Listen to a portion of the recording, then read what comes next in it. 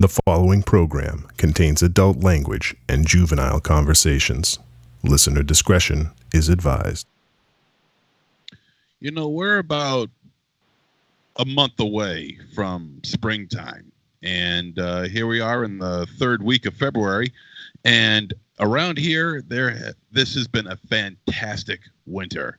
No snow, very little cold, you know, a few days of cold here and there, but nothing overly dangerous, you know, typical New England temperatures at this time of year, but virtually no snow. And man, I cannot be more thrilled about that. And those skiers and tobogganers and you plow skating drivers. Enthusiasts, huh? Plow drivers. Plow drivers? Yes. Is that what I said? No, that's what I'm. You know, Because of lack of snow, I'm not making any money. Okay. All right. You know what? We're not here to talk about your sad story. All I'm saying is that I'm glad to see that there's no snow, and there isn't going to be snow for a while yet still, so we might get out of this whole thing unscathed, although I'm really not. You know, you usually end up getting hit with one. Shut up! Boring. So shut up. I just told Shadow to shut up, and I'm telling you to shut up, and maybe I should shut up. Welcome to Trick or Treat Radio.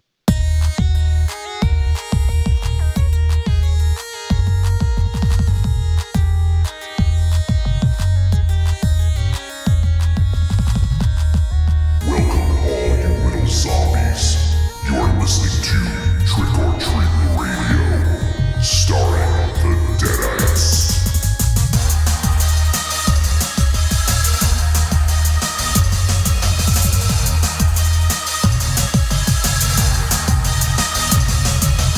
Welcome to episode 395 of Trick or Treat Radio. Trick or Treat Radio is the world's most dangerous podcast and is recorded in front of a snow-free audience here at Castle Wolfenstein, and also a snow-free audience at the Lair of Lost Swag within the Raven Chateau.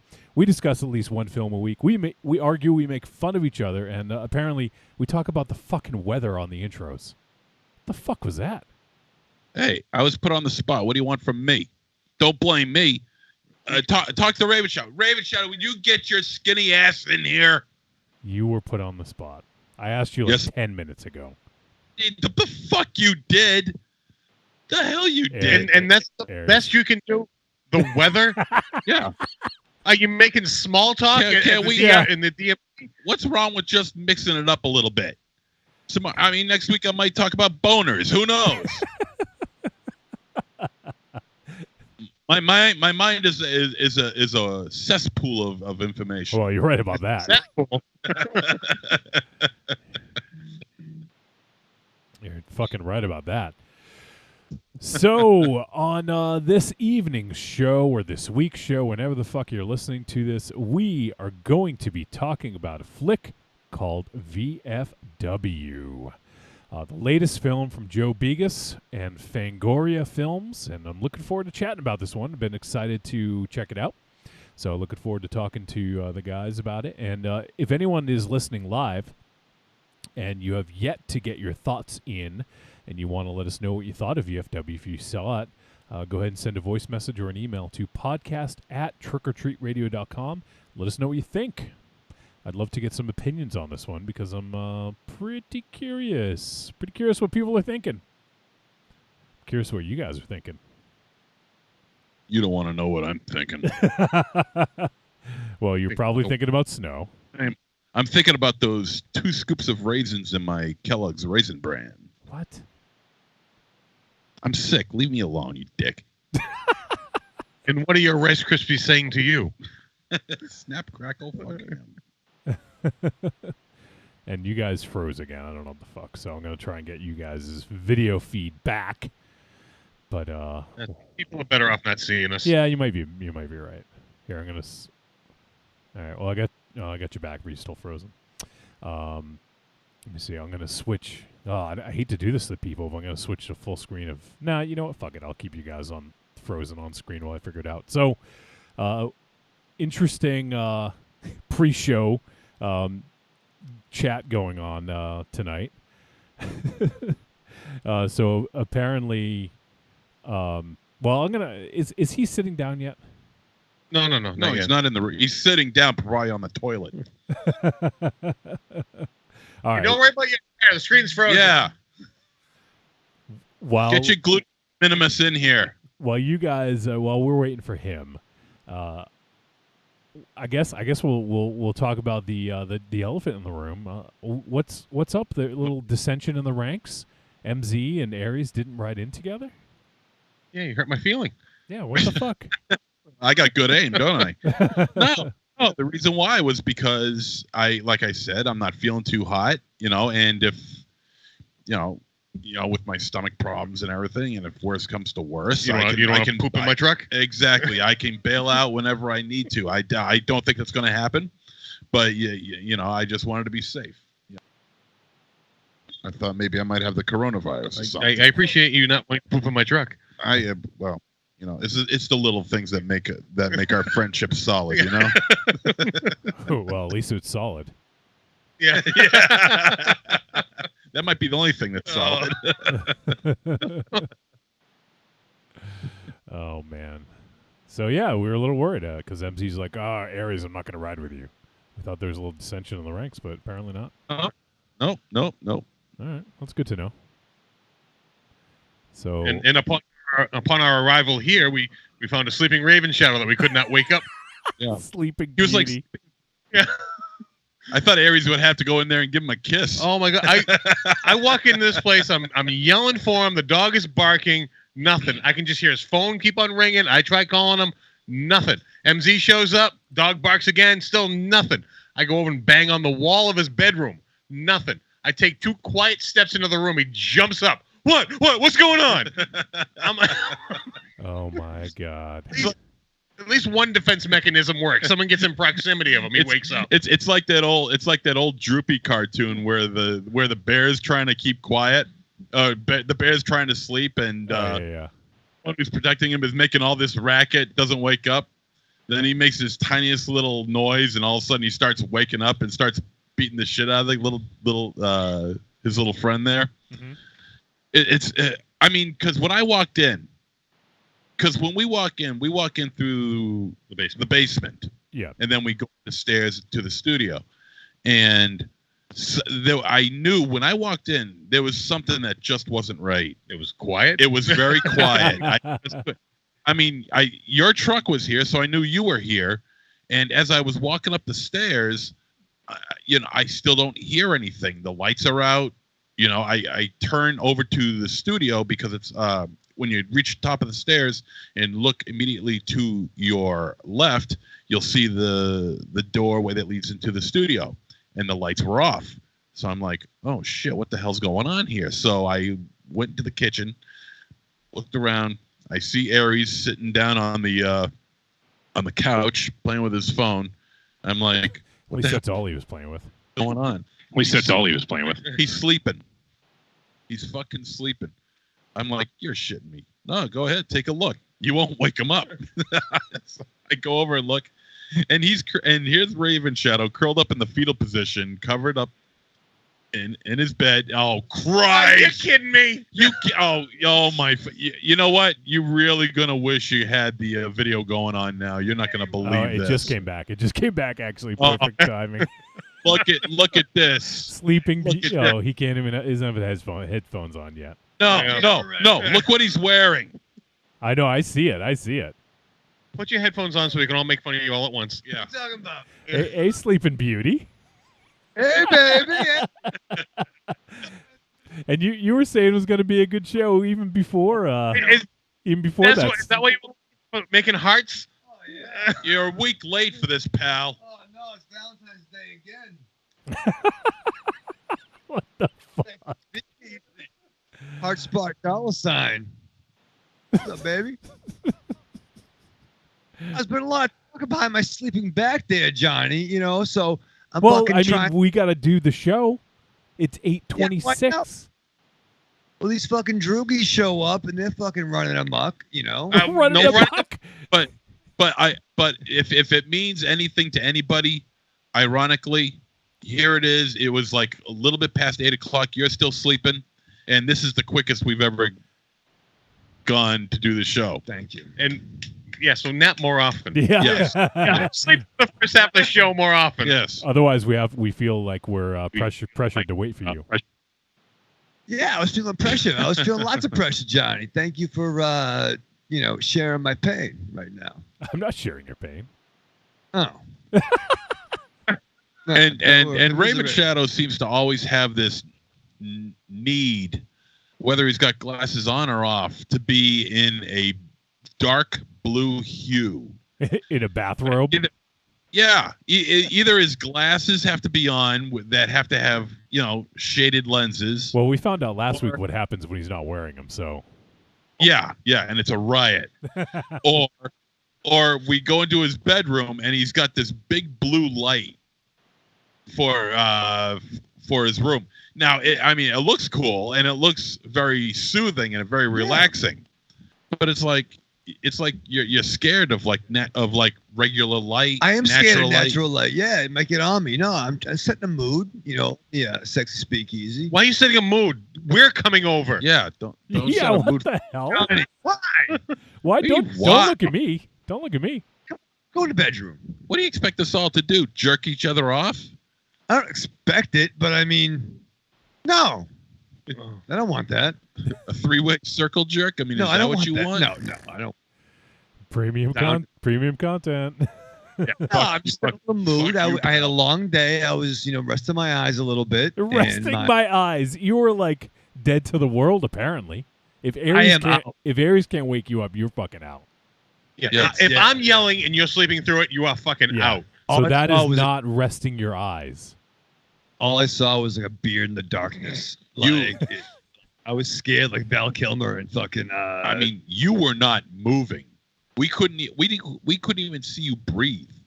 You were just. Did you guys think he was like dead? Yeah, I did.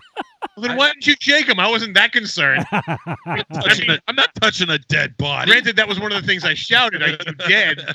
Didn't get a response, so I sat on the couch. I'm not going to touch a dead body. Not dead yet. And then the funny thing is, so Aries, he creeps in 2 steps. Okay, now Aries is a pretty big guy. Okay, but even 2 steps, and it scares the living hell out of Raven Shadow, and he wakes up and he's like, ah! He literally did that. Literally did that. Aries, if you were fucking resting your eyes and just, you were not resting your eyes. Come on. Admit it. You were fucking. No. You were sleeping. You were knocked the fuck out. You out. I don't know what it was, but all I know is, I just hear, I just see this giant beard coming in the dark, furry fin of doom. That's the boggling part is though. Yeah. I was shouting, I was banging, the dog was barking, nothing. I step into your room, I'm barefoot, I don't make a sound. Yeah. You jump up like a train hit you. It's my defenses. Yeah, no, I got your defenses should have gone off with me going, "Hello, you dead?" Yeah, no, I'm a very sound sleeper. I have multiple alarms. I had agents in the back calling me. Oh yeah, that's right. The phone never stopped ringing the entire time too. Yeah. Well, apparently it doesn't work. Well, I'm a sound sleeper. Ah. I was scared. Oh, shit. It was, and I was getting a little concerned because it was like I really thought the guy was dead. I wish. What were you gonna do? Yeah, what were you gonna do? Put some his fridge. Then I fucking wake up to fucking Monster Al Roker fucking weather report. Do you want to give a 100th birthday shout out to fucking Mabel from fucking Monster Roker? Yeah, I want to give a shout out to Sandy Duncan and her creepy eye. It is her birthday. It is her birthday today. So happy birthday, Sandy, and your creepy fucking eye. How do you know that? Right. How do you know today is Sandy Duncan's birthday? I got connections. He knows everybody's birthday.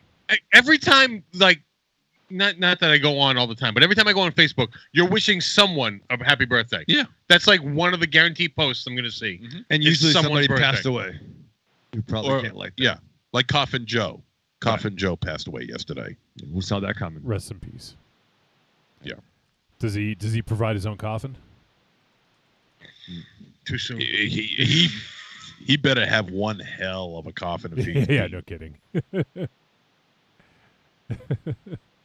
Raven Shadow, do you know who Coffin Joe is? Yeah, I went to high school with him. No. no, Not that coffin. Not that kind of coffin. It's not Camel. It's not Camel Joe's brother either. I thought it was that kid that sat behind me in Earth Science back in the day. He turned me on to smoking. Yeah. No, it wasn't him. That was your boy Aries, by the way. Just throwing that out there. Yeah, he was in the pictures. He was in an old, 1935 movie. No. The Coffee Joe Experience. The Coffee Joe. Experience. Yeah. The Coffee Joe Experience. He did a trilogy of movies back in the 1960s. Yeah, parts 1, 2, and 3. Yeah, I've seen all of that. That's how you form a trilogy. Yes. Yeah. I wouldn't say I'm that familiar. You can admit it. You can admit it. Yeah. There's nothing wrong with it. Yeah. No, I saw the post, and it's sad, you know. And you're applauding. You're that. you're applauding his death. I mean, it wasn't like it came sudden, right? He was, what, 83? He was in his 80s. He was in his 80s. No, I mean, not that big ups, Coffin Joe. Thank you for the work. You don't even know what work. Big ups. Movies, right? Art movies. Movies, right? Yeah. It's Brazilian horror films. Yeah. I like they invented the Brazilian. Thank you. This night I'll present to your corpse. They invented wax. Yeah. You're really making me regret waking you up. I know. Next time, let him sleep. We should do that next time. I keep thinking about that joke. What was that joke of the meme about Captain Kirk and like Spock asking Kirk? He's like, "Hey Kirk, have you had sex with a Brazilian woman?" He's like, "I don't know. How many is a Brazilian?" Oh yeah. But you know what? In a weird way, I can sympathize with what happened tonight because remember when we started the show at 9. Oh. And after a long day of work, and then I got to get up and do a show. Oh yeah, you did it once. We were worried about you actually. I remember that. Yeah. I overslept, because I wanted to get.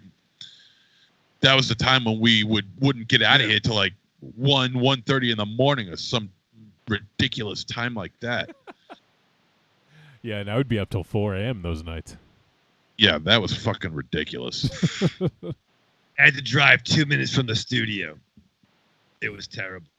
I still had to get up at 5 in the morning. I don't want to go to work for 8.5, 9.5 hours on 3 hours sleep. Yeah, but nobody wants to go to work. I don't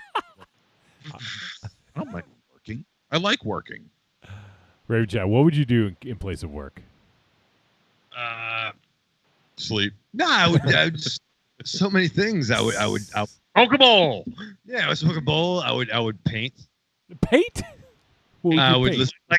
Pictures or the room? Yeah, or the room. I would maybe paint sailboats. I would sing the songs that I want to sing. I would just Paint sailboats. maybe, you know what I mean? Maybe I'll do. Why don't you paint a schooner? Yeah, I was thinking about that. I'm into schooner. Schooner. I haven't quite figured out whether you're painting a picture or you're painting a boat. I'm gonna paint you on a boat on a wall. What do you think about that? Ew. Ooh, in a sexy pose? Ooh, Like your French girls? Yeah, like your French girls.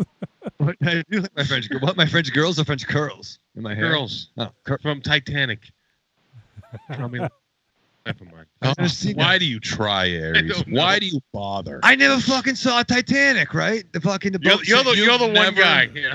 You've never seen Titanic. No. He didn't have a girlfriend. I at that actually time. never have either. I've never Really? seen the entirety of it. I All worked right. Well, I worked at the theater when it was out, so I would catch bits and pieces. But it like that movie was the bane of my existence because it was like 3 hours fucking long. It was like 10 reels. See? They used to fall off the fucking platter all the time because it was so huge. I hated that movie. Well, all right. Well, the first half of the movie, blows chunks, okay? Because it's all about, character buildup. What you want to see is this ship. yeah. Well, I saw the ending coming a mile away. Well, So did that. So did the iceberg. Yeah, the internet spoiled it for me. but the ship itself and the sets that were built for that last like hour and a half of the ship sinking is really, really quite good. Is it a good disaster movie in the second half? Yeah, I would say so. I would say so. Is Sure. Bill- It Is Billy Zane the man? Billy Zane has always been the man. From Dead Calm to The Phantom to Thank you. Demon to Knight. Demon Knight to Slams. Back to the Future. Slammy. Oh yeah, he had that little bit part. Yeah, he was in Back to the Future. Yeah, he was Oh, one yeah. of Biff's Biff. bullies, Yeah. right? Yeah. You know who else was also one of Biff's bullies? Yep. Oh, Casey. Oh, Yeah. who? Yeah. from Clock High. And fucking Young Guns, so Casey- fucking tell me. Casey Simasco. Oh Yeah. yeah, I fucking love that movie. 3 o'clock. Yeah. Yeah. Oh, that movie fucking Buddy rocks. Revell. Yeah. Yeah. With Richard Tyson, Jeffrey Tambor, Oh, hey now. Casey Simasco. That's a fucking movie. I haven't seen And, that. I haven't seen that movie in literally 15 to 20 years, probably. And there's a small cameo by an unknown, at that time, pretty unknown Yeardley Smith. Yeah, what was Yeardley Smith's first movie? I don't know if it was her first movie, because I think her first movie was I want to say either The Legend of Billie Jean or Maximum Overdrive. But then she became the voice of Lisa Simpson on The Simpsons.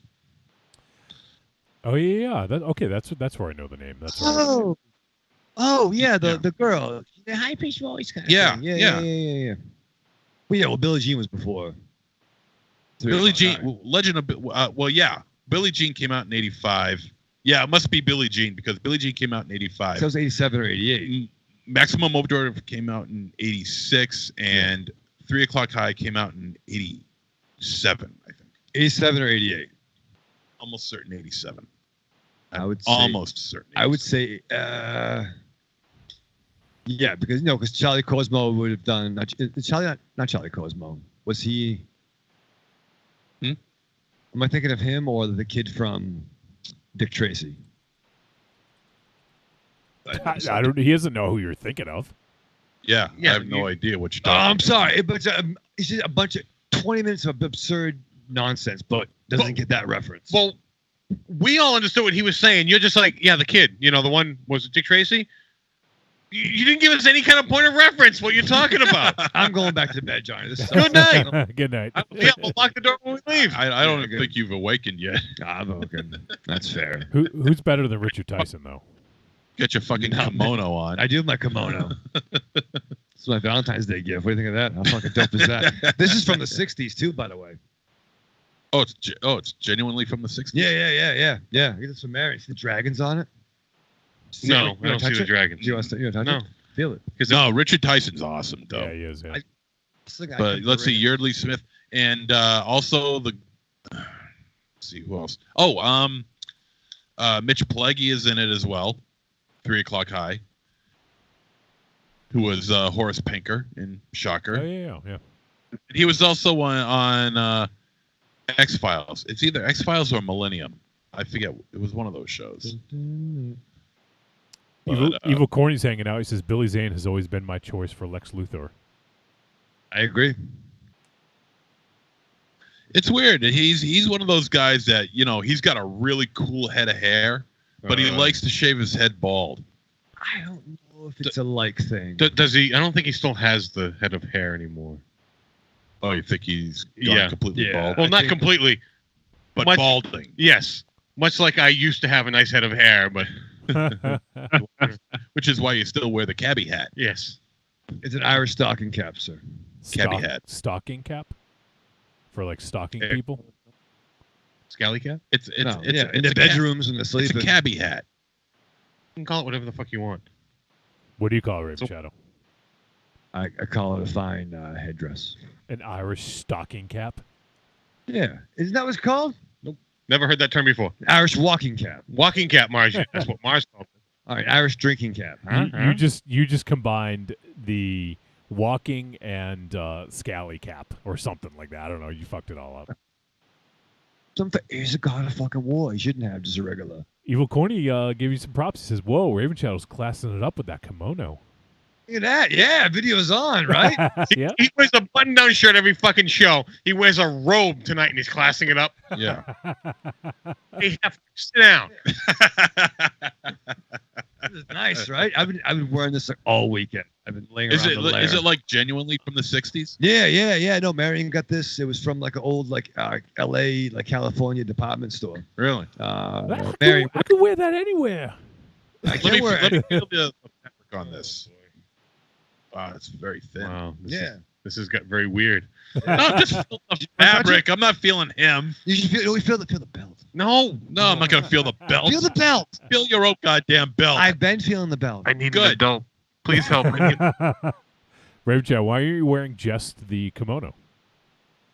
To be scared. You speak like wearing a shirt underneath it. Yeah. Just saw me under the covers. I was wearing just a kimono. That's why Aries didn't want to wake you up. Yeah. Poke him with a stick. I'm not going in there. Throw shit out. I'm a very sound sleeper. I literally have like several alarms. I have people calling me. I have all kinds of stuff set up. You have people yeah. calling you to wake But you it up doesn't- every morning. Not every morning, but You need to come up with a new plan because it failed tonight. Yeah. It doesn't Your work. phone never stopped ringing. well, it's just the paparazzi. Paparazzis don't call. Hello, the paparazzi. No, Paparazzi just show up and take pictures and they leave. I was resting my eyes. Resting About my eyes. You were dead. You were dead to the world. He was dead. Out of it. Completely out of it. I had the lights on. I had the door unlocked. I knew you guys were coming. If I was locked, then that might be a problem. It really wouldn't have been a No, problem. not for Aries.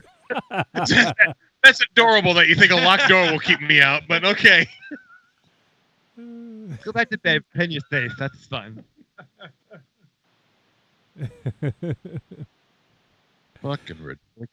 Marion says, I told him he should free all while wearing the robe. He never listens to me, though. Oh. Yeah. Uh, There's a commercial break. I was gonna swear. Yeah, there's a whole bunch of things I was gonna do, but no. How fucking dope is this? If we were still wrestling, I would come to the fucking ring in this. This is some fucking roosh shit right here. It might get wrecked, though.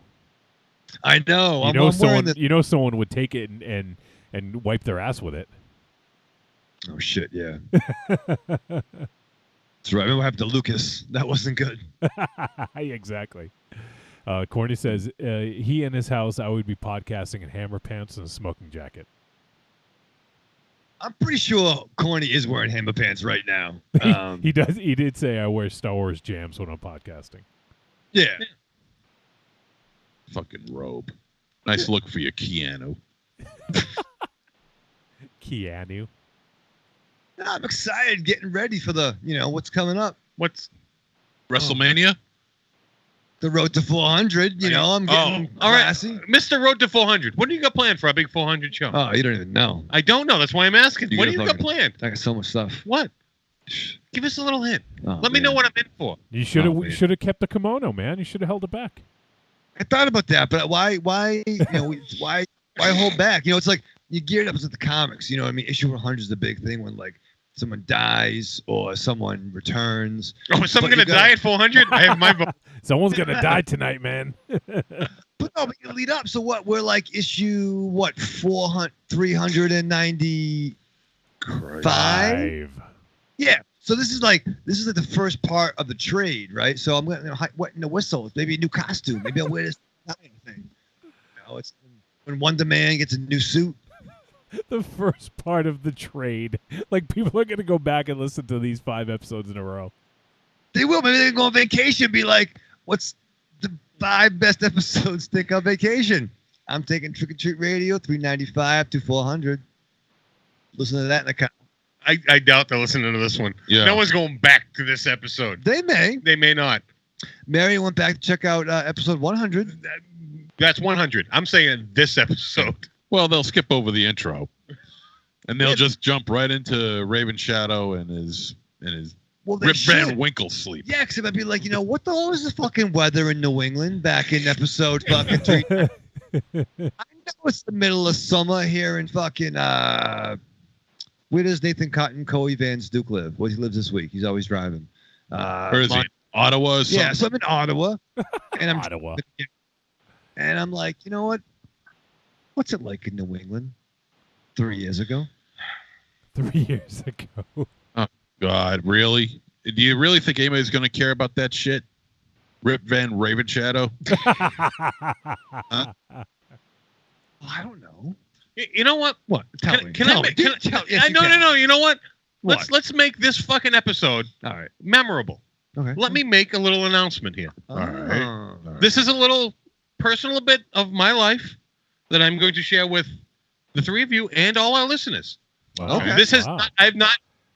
this is a couple weeks back. I've been holding this for I don't know why, but Okay. this seems like a good enough reason than any to share my good news with the dozens and dozens of our listeners. Okay. You're pregnant. No, I'm not pregnant.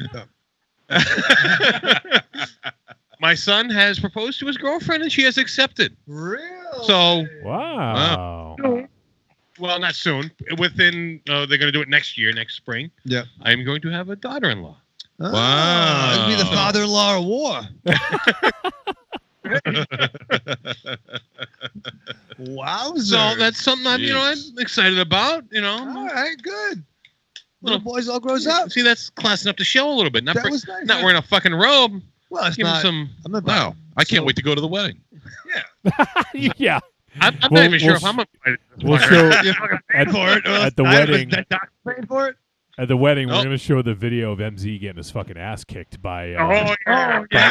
by Aries' son when he was like 3 years old. Oh man, the Oh, son, yeah.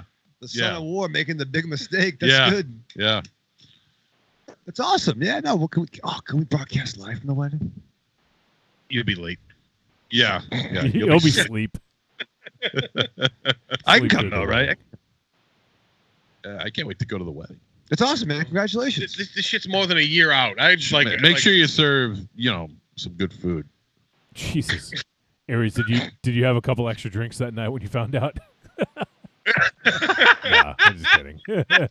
Did he tell you before, or he's like? I knew before he was asking us. Yeah. Yeah. Oh, wow. Well, Nice. I give it 3 months. Well, he didn't tell me. he told the missus, and she couldn't keep it a secret. Okay. Oh, Yeah. yeah. Okay. All right. Wow. Jeez. Wow. Well, look at that. They grow up so fast. They do. I remember. Marion says congrats, and so does Evil Corny. Says congrats, Aries. Thank you. Thank you You're very gonna be a much. grandfather in like 5 months. Grandfather This of is a war. shotgun wedding. This is. Oh, Corny says he's drinking vodka from his mug. Is that the new? Oh, nice. Is that the new mug, Corny? That I would assume that is, yeah. if Is so, that your- if so, hopefully he filled it up. That's a pretty big mug. Oh yeah, fill that bad boy up. Oh man! So, anything else you guys want to talk about? Anything happened this week? We had some dissension in the ranks, as we talked about that Raven Shadow with Aries and MZ not driving in together. We talked about you sleeping through the fucking God of War.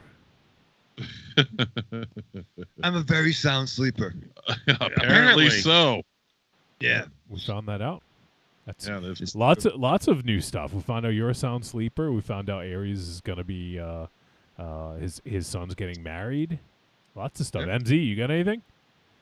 Come across any chicken? Any San Diego chicken lately? No, I've been devoid of all that, thankfully. Yeah. So a little bit under the weather, but all week. Been chewing your food? Yes, I have. Good. I have not been choking at all. And I'm sorry, I'm gonna bring some of the chat into the room. I just thought it was funny that that MZ had to take his own vehicle to the studio because he was feeling under the weather. Yet the room we're in the studio is probably only a little bit bigger than Aries' truck. So if he was concerned about spreading any kind of virus in your vehicle, Well, you may have been absent for this part of the discussion. He was Okay. worried about needing to poop, and he didn't want to have to poop in my truck. But it'll blend into the carpet here, so it's good. go outside, man. Go in the shed. The badgers live there, man. That's true. Yeah, you go behind the shed. That's fair. Oh man! But pretty clean slate for me. Pretty nothing. clean slate.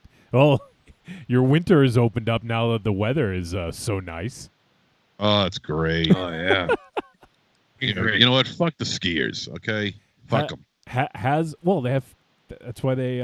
That's why they have fake snow. Oh, I know that, but I'm sure they're crying for the real thing. They always do. They're crying. So you're making fun of people who ski now? I've always made fun of people who ski. You make fun of Star Wars fans, people who ski. Is anyone safe? No, How about snowboarders? fuck them. Skiers, you know, the only people I won't pick on is sledders. What? Because That's an out one. Yeah, because keeping it real. No, because that's a kid's first foray really into playing in the snow. You know, Being pushed down a fucking mountain. yeah. Yeah. Velocity. MZ, Yeah. do you like to go play in the snow with little children too? No, Because we want to stop doing that. We're getting no, people. We're because getting complaints. I don't like when I don't like little children. That's fair. Corny says, yes, the vodka is strong with me. But yeah, I watched a couple of movies. I finally finished Glass. Oh, I still haven't seen it yet. What'd you think? I liked it. I've heard mixed things. Me too. And I am an M. Night fan. I'm not saying the dude's knocked it always out the park, but overall, I am a very big M. Night fan. I did like Lady in the Water. I'm sorry. I fucking like that. Did you like The Last Airbender? I didn't see that, but I didn't watch the cartoon either. You know what I mean? So I didn't have a dog in the fight there. What? Lady in the Water. It's like that. To do with one armless fairy tale. He was good in the beginning. I think he's a hack director Not myself. a hack director. Dude fucking tries. I mean, I think Sixth Sense was brilliant. The Unbreakable was fucking amazing. Sixth Sense is brilliant, but it's only good if you've never seen it before. After that, it's really kind of spoiled. Unbreakable, I think, is his best movie. Agreed. I would agree. Yeah. That is good. That's good stuff. MZ, did you see any of his recent work? He's had a bit. I mean, depends on who you talk to, I guess, but he's had a bit of a resurgence with The Visit and Split. Did you see either of those? Yeah. I saw The Visit. I have not seen Split. I still haven't seen Split. I want to see it. See, I thought The Visit was fucking dope. Did you like The Visit, MZ? I thought he didn't hear you over the room. I like it a lot. I thought it was. It was all right. It was all right. I think it's better than the stuff that he's been coming out with, over the past, say, 10 years. But that's not saying much. I agree. I agree. But it's still better, But I still haven't seen Split, and I haven't seen Glass, and I know I got to catch up on those two. Yeah, we got to see Split first. The Happening. What happened? Yeah, fair. What happening? It started off really fucking good, and then it stopped. Then it was not good. Fucking evil corny. What's happening? Oh shit! Is it the San Diego Chicken? It's On a skis. chicken on skis. I don't know. Thank you, Corny. You son of a bitch. That's my next tattoo. Oh, you bastard. Now I'm going to get all angry again. That's like the two worst things for you, apparently. Is he going to see a Star Wars movie? Yep. He's getting down to see Star Wars. Yeah. He has a Baby Yoda t-shirt on. Yeah. So I saw one thing. I posted it on obviously it's not. I don't know if you guys are even in the group, but the Force Insensitive group. There, I posted this cool video about. There's kind of behind the scenes of showing how they shot The Mandalorian and how they did the backgrounds. So as you know, in a lot of Lucas's films, especially obviously the prequels, they use green screen technology and they use a lot of it. And so apparently what they did for The Mandalorian is they used they worked with Unreal Engine, which is a video game engine, and they basically rendered sets in real time against like an LCD or LED, I can't remember which one, background. So basically everything that they shot, all those backgrounds are on a sound stage, and they not projected them, but they showed them on basically like a huge digital setup, so it looks like the actual, like setting. It looks, so if they're in a cave, they project a cave onto this this massive, kind of background, and so whenever you see that, they're actually on a soundstage. And the cool thing with that is they can change the lighting.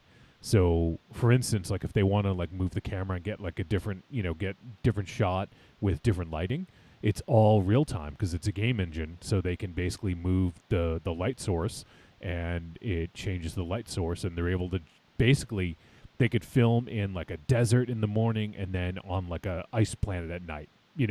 Instead of going to different locations, you can do it like this now, and it's. I think it's new. I think it's the first time it's ever been used to film TV or film, which is really kind of a cool thing. So you don't have to act in front of a green screen. You actually have the background. You can look back and you see the actual background. That's kind of cool. That is cool. So it's almost like matte painting, but like way more progressed, and advanced from that, because you can change it in real time. It's not like someone actually goes up and paints a background and takes, hours and days potentially. It's all done in a 3D game engine, and they can update it on the fly basically. Oh shit! So kind of cool stuff. I imagine they'll be using that for season 2, and I imagine moving forward maybe some of the other. I think it's ILM, and obviously Unreal Engine is by Epic. So I wonder if the two of them are going to continue to use this for, for other projects, or if it's still just exclusive to this. I don't know. But just, just think of like how that could change filmmaking for, like look at like a film like Manborg, let's say. Obviously they did a lot of green screen stuff for that. That was all green screen. But imagine what they could do with something like this, So it's kind of interesting.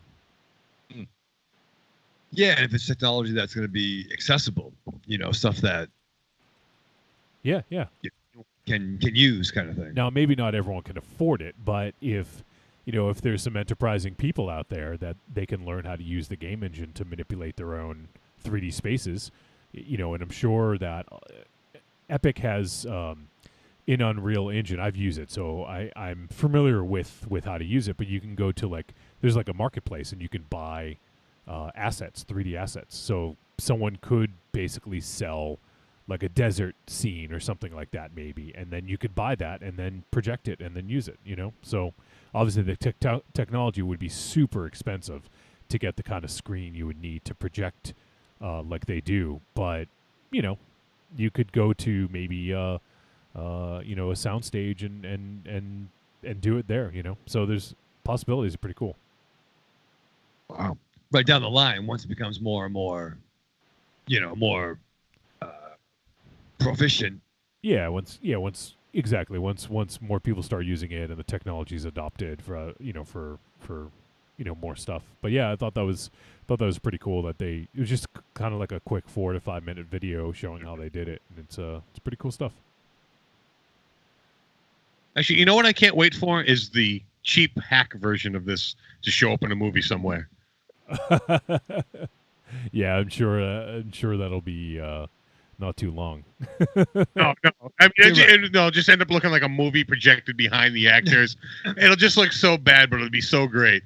Well, the old guy's like driving the car. Yeah. With like this. Yeah, something along those lines is what it'll probably end up looking like. Yeah, it'll look like the car shrinking scene in what was it called? The shrinking car? No. It starred Betty Davis, but she bailed out in the middle of oh god damn it, what's that? It has Tom Bosley in it, Betty Davis. It was like her last film, made in 1989. I'm trying to remember the name of it. Anyway, it has like one of the worst like green screens scenes of all time, and it resulted in a car shrinking while it was driving, and it's like one of the worst green screen scenes like ever filmed. No, You have to see it to believe it. Huh. Yeah, I don't think I've seen it either. Yeah, I God damn it, yeah, I can't remember the name of it. Damn it. Tom Bosley, Betty Davis. Can't remember the name of it. Days of Thunder. No, not Days of Thunder. You know what I did watch though? For the first time, I finally got around to seeing the movie Begotten. What's that? It's Begotten. Yeah. Don't look at me. I have no idea what he's talking about. From E. Elias Merritt. Yeah, I saw you post about this. Yeah. Yeah. He's the guy who directed Shadow the Vampire. Yeah. Oh, okay. Great flick. Are we talking before? This is like his first film. Came out in 1989, 1990, somewhere around. Yeah, 89. Yeah, that is a fucked up movie. It has to do with religion, but I'm not exactly sure what the hell it's supposed to be. Okay. It comes across as very cryptic. I really don't know how to put it. Check it out. The I don't know how to describe it, but check it out. I don't know how to describe it. It's so messed up. It's violent. Here. It's Let me read the synopsis. all right. Presented in a surreal, gory, and entirely visual manner, Begotten tells of the death of religion, the abuse of nature by man, and a nihilistic outlook on what life ultimately is. Yeah. It doesn't really It's tell you much, but it's kind of interesting synopsis. It's very abstract. I imagine you could get any kind of message from this movie, but just from a visual, never mind the story. The real standout part of this movie is the visual aspect of it. It is unlike anything I've ever seen. Really? And it takes a couple of cues from like Un Chien Andalou, which is a Salvador Dali film made in 1926, I think. Good movie too, and it's only about maybe 17 minutes long. Okay.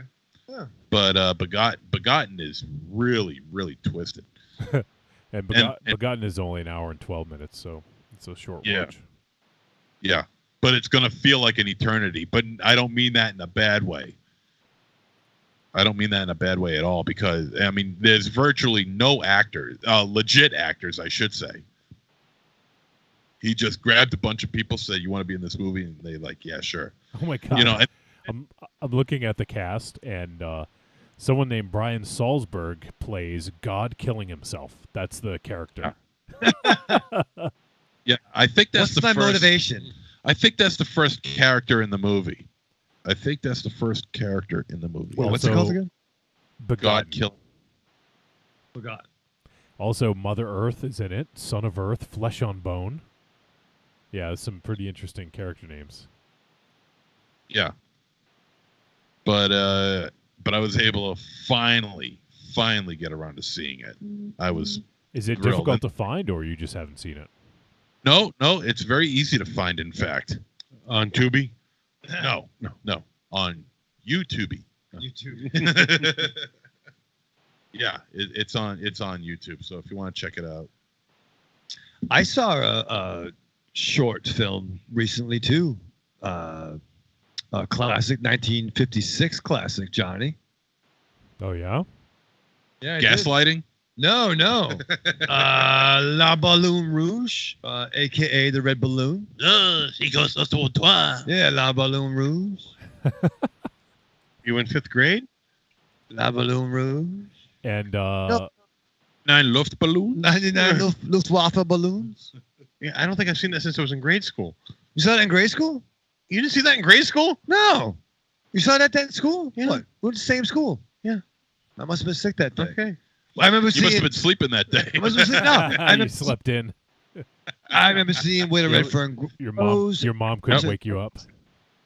That's true. That was rough. Raven Shadow, wake up. But yeah, I saw that little French picture. It was nice with the kid with the balloon. That was Yeah. nice. Yeah. So the fucking kids became dicks. I'm gonna go ahead and go out on a limb and say you didn't pick that one. I didn't pick that one. No, Mary. you definitely did not pick that one. What? And Come on. Watch that. did you Come watch? on. Did you watch it on like Valentine's Day? Was that like sort of the thing, the red thing?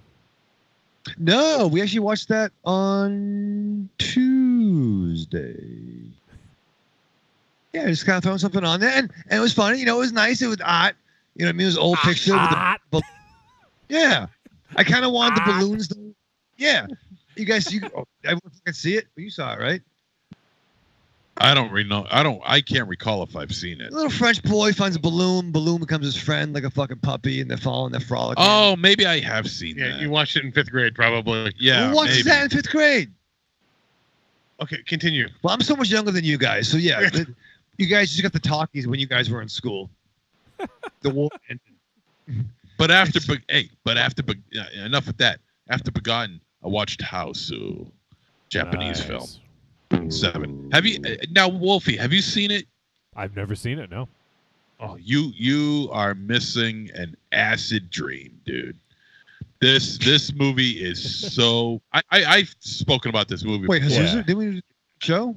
No. No, we've never reviewed it. I would love to review this movie on this show. I tell you, this movie is without question the most original film I have ever seen. No.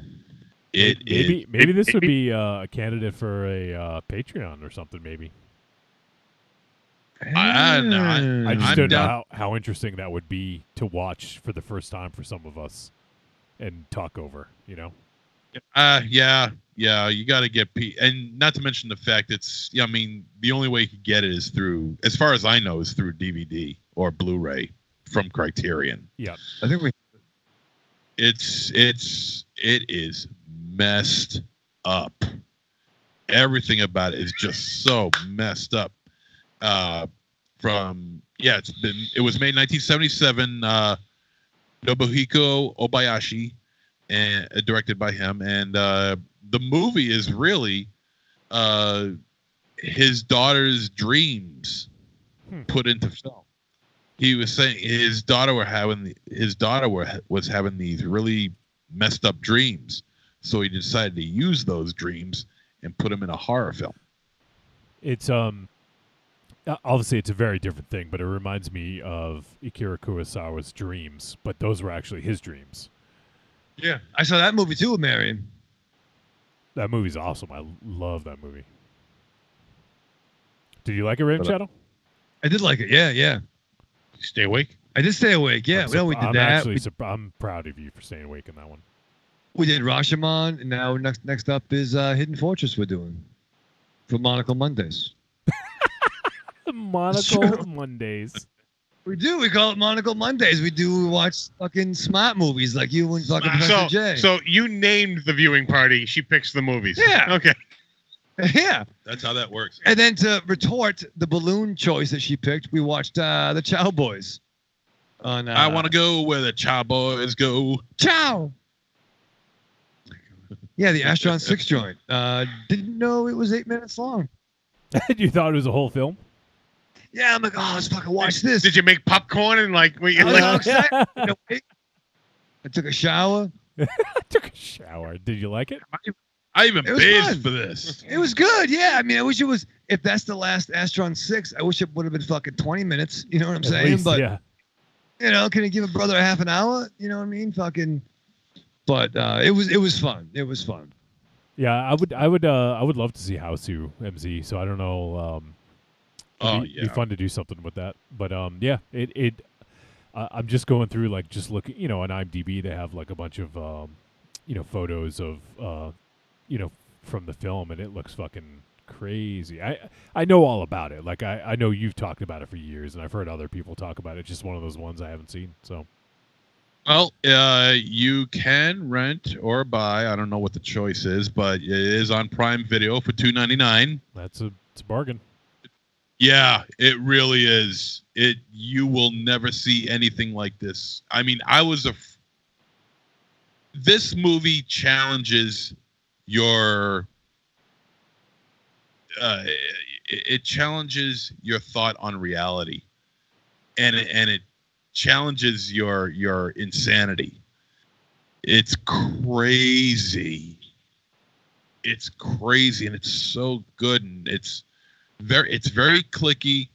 A lot of the music they play is the same, but it kind of ties into the whole fever dream mentality of the movie. Very bizarre, but I love every single frame of this movie. It is brilliant. Okay. Sold. Okay. Old. Good. So I myself watched a classic film over this past week. Oh. Yes, and as I tend to do when I'm watching classic cinema, and a motorcycle shows up, I pay attention to what type of motorcycle there's a riding. Was it private school? Because I am curious as to whether I am among the elites in their choice of motorcycles, and I do find myself among the elite. The coolest of the cool ride the Triumph. Oh, Is that true? Oh, it is. Fonzie, Steve McQueen, James Dean. Oh, all road Triumph. So I was very pleased as I'm watching said movie. Its character was riding a Triumph. Another cool character riding a Triumph. who was the character? Oh, wouldn't you like to know? I do. Yes, I would. You do. Oh, tell us, please. Tell me. It was Zed, Police Academy 3. Oh, was that for a He was Triumph? riding in on a Triumph Bonneville. Hell yeah. That's funny. Oh my God. That's got class. He's got taste. I ain't been Triumph anywhere. All right, we've been going on. We were rattling on for a long time, so we're gonna wrap this shit up. So, all right, if you guys want to help support the show, there's a few ways you can do so. Number one, the most important way, head on over to Patreon, patreon.com/trickortreatradio. There, you can go ahead and help support the show for as little as $2 a month.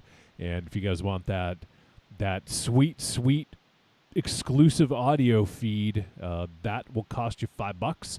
But every month we'll give you an exclusive episode. We got one all lined up for March already, and looking forward to getting that one out in the wild. And we talk about some of basically some of the best films of the last decade, mostly having to do with the show. But then we also get into some side conversations, as we are wont to do, and one of them is about cult films, and if there's any, how does a film become a cult film nowadays? It's a little bit more difficult. So it's kind of a fun conversation. I hope you guys dig that, but that'll be up on the Patreon feed right around the beginning of March. So if you guys want in on that, patreon.com/trickortreatradio. So that's patreon.com/trickortreatradio. Head on over there and help support the show. Another way you can help support is head on over to trickortreatradio.com, scroll down, look for the Amazon logo, click it. It'll bring you right to Amazon. Input our affiliate link. We know you buy all your shit on Amazon anyways. Just use our link.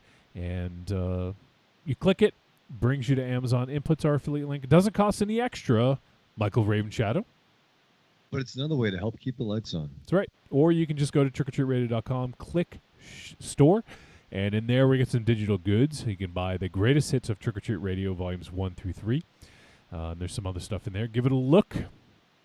And finally, if you guys don't have any money and you like the show and you want to find a way to support, you can go ahead and share it, or you can go ahead and give us a rating. If you guys, especially on Apple Podcasts, that's the most important one, although any of them will do. But in Apple Podcasts, if you listen, you haven't given us a rating yet, go ahead, click the 5-star rating, and then click underneath it, write a review, and just leave a few words about what you dig about the show, just to help other people who may not have listened before, find it. So we'd appreciate that. All right, Raven Shadow, you sit down to watch one of, at least, I don't know if it's you guys' one of your most anticipated films, but is one of my most anticipated films of the year.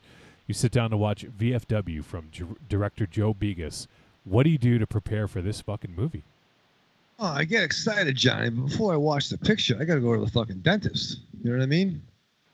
Go to the fucking dentist, get a cleaning. But apparently I was overdue for some x-rays. And they don't do them, Aries is fucking like having a fucking anxiety attack. They don't do them like before. With like the fucking, you put the things in your mouth, you gotta hold it, you know what I mean? And they go, now I had to go leave the fucking room I'm in.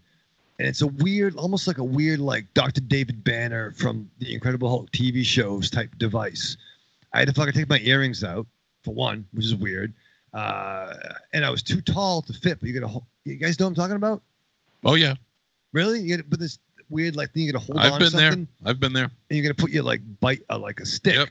Yep. And it does this weird like, what do you call that? A 360 view of your head. Oh yeah. I had one of those before. Yep. Yeah, it's fucking weird. I didn't like it. And then they'll give you like a weird like neck towel to protect you from the radiation, which still concerns me. I feel there should be something more than just that.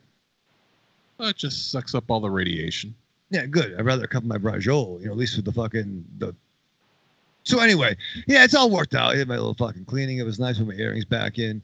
Get home, and do a few things around the house.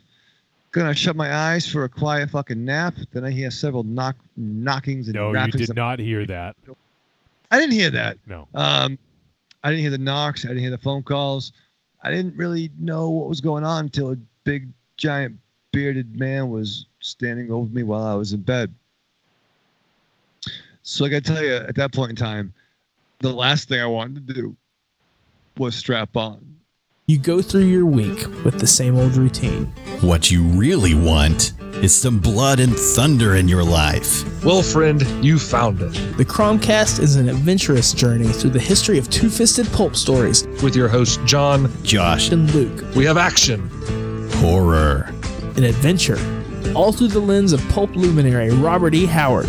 Don't just stay in your ordinary life. Find your pulp life at thecromcast.blogspot.com. The Cromcast. The Cromcast. The Cromcast. A podcast for the barbarian at heart. I'm Mike Allred. For the gidgiest listening experience, you gotta check out Trick or Treat Radio. Oh, delicious nerds. Ms. M knows you like to chat it up with other sexy shut-ins about comics, movies, video games, and your favorite TV shows. If that sounds like you, cuddle up to the Trick or Treat Radio Facebook group, or the FIB. That stands for Fan Interaction Board. Just go to Facebook and search for Trick or Treat Radio and have more fun than a Jedi at a lightsaber sale. Not enough? Watch us on YouTube, The Deadites TV, all one word. Last but not least, check out the world's most dangerous talk radio show, Trick or Treat Radio, at trickortreatradio.com. I had sex with a pig.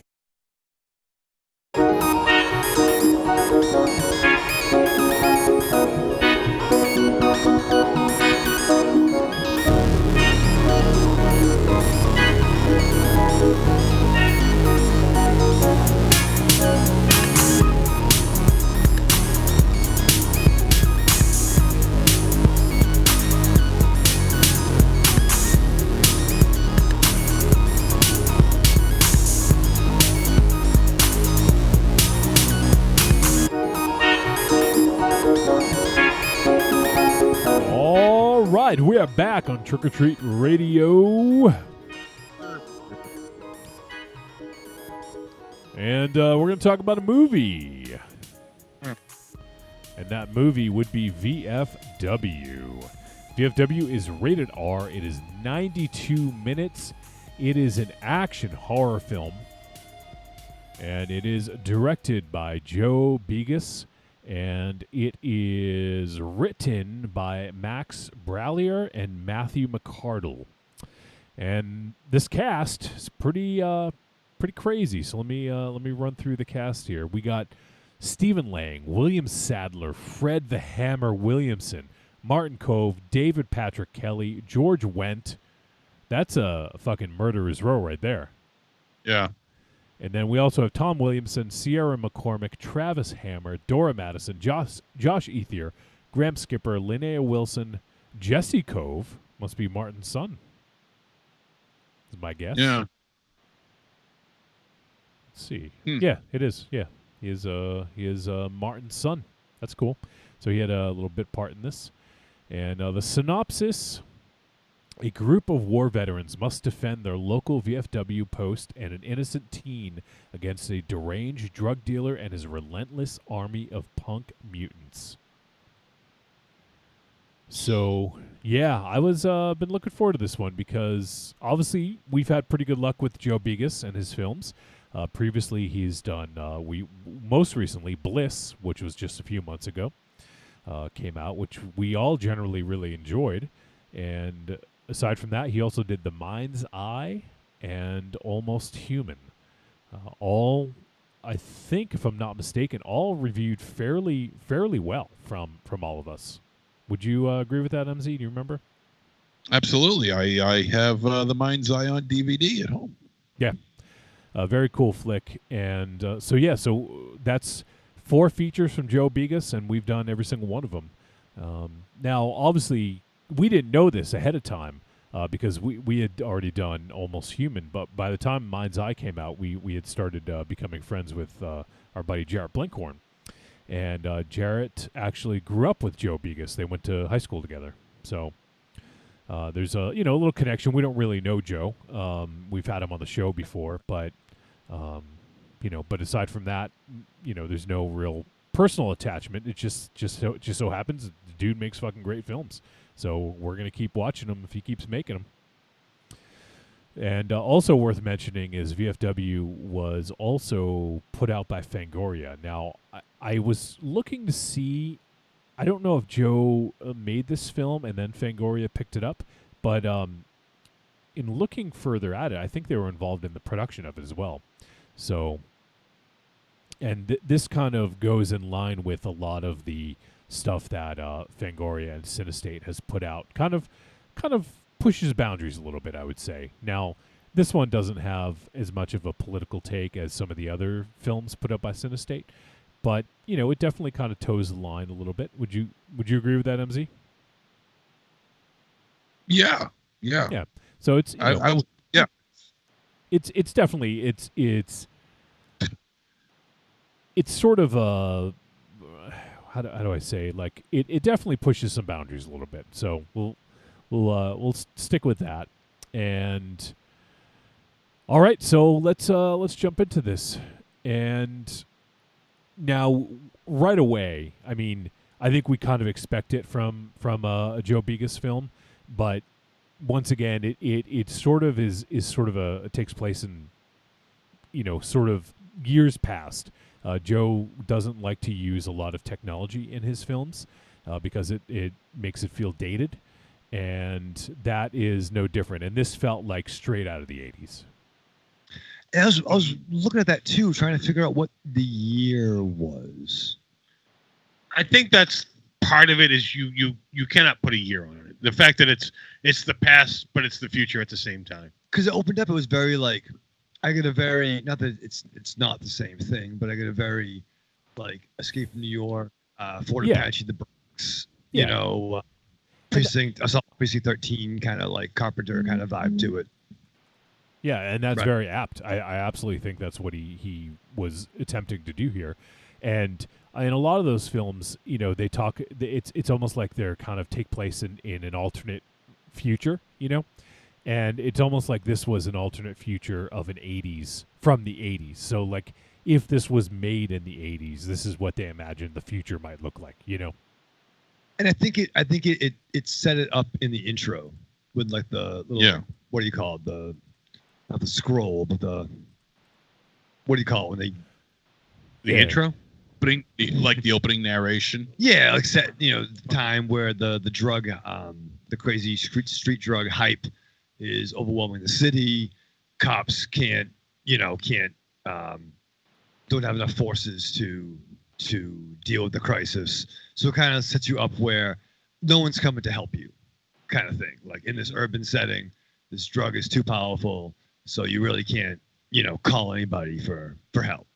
So it kind of sets up the isolation that is, you know what I mean?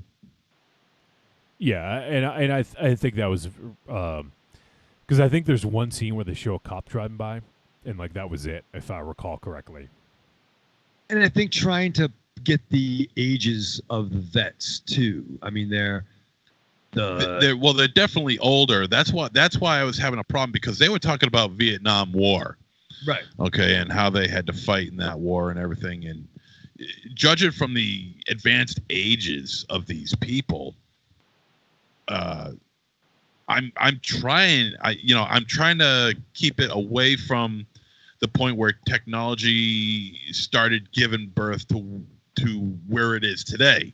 So we're looking at, no DVD players, more than likely no DVD players, no cell phones, no computers, nothing of that idea. But inside the bar, there's a videotape player. There's a VCR. So I'm thinking that it's somewhere in the 1990s. Maybe late 90s, early 2000s, because my dad was in Vietnam, but he was in the tail end of it. He was in the evacuation of Saigon, and my dad's like 65, 66. So he's more of the younger end of that age group. And that's how old these guys were. No, these guys were in their 70s. No. Yeah.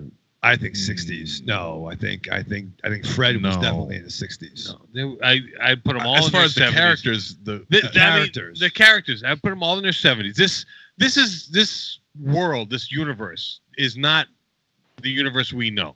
This is an obscured universe. This is the present day, but it veered off from the world we know. Yeah. Where technology didn't progress because of all the problems in the world. Where VHS is modern technology because shit there was no money in making, new technology. See, I don't know if I agree with that, because I think it was a VFW place. Fred owned the joint, but I think this way: you worked in a bar, you had a VHS player there. You guys didn't have DVD behind the bar.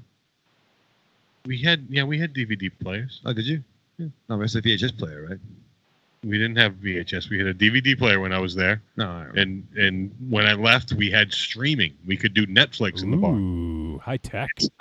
Progression. Technology. Why'd you leave? I would have stayed for there. them to have a box TV with knobs and playing a VHS tape, that's well beyond like a bar just pausing in time. Well, bad example, but I think these guys didn't have a lot of money coming in, and the dude also look at the theater too that was across the street. Not that that's a great indicator, because it could have just been, but theaters like that have been aren't around very much anymore.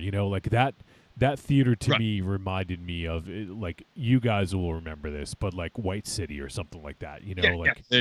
Right. Which would have been your early 2000s. Is when it disappeared. Yeah. So it was that's the place we used to go in the 80s and 90s to go watch movies. Right. So I would say that this is somewhere in the 1990s.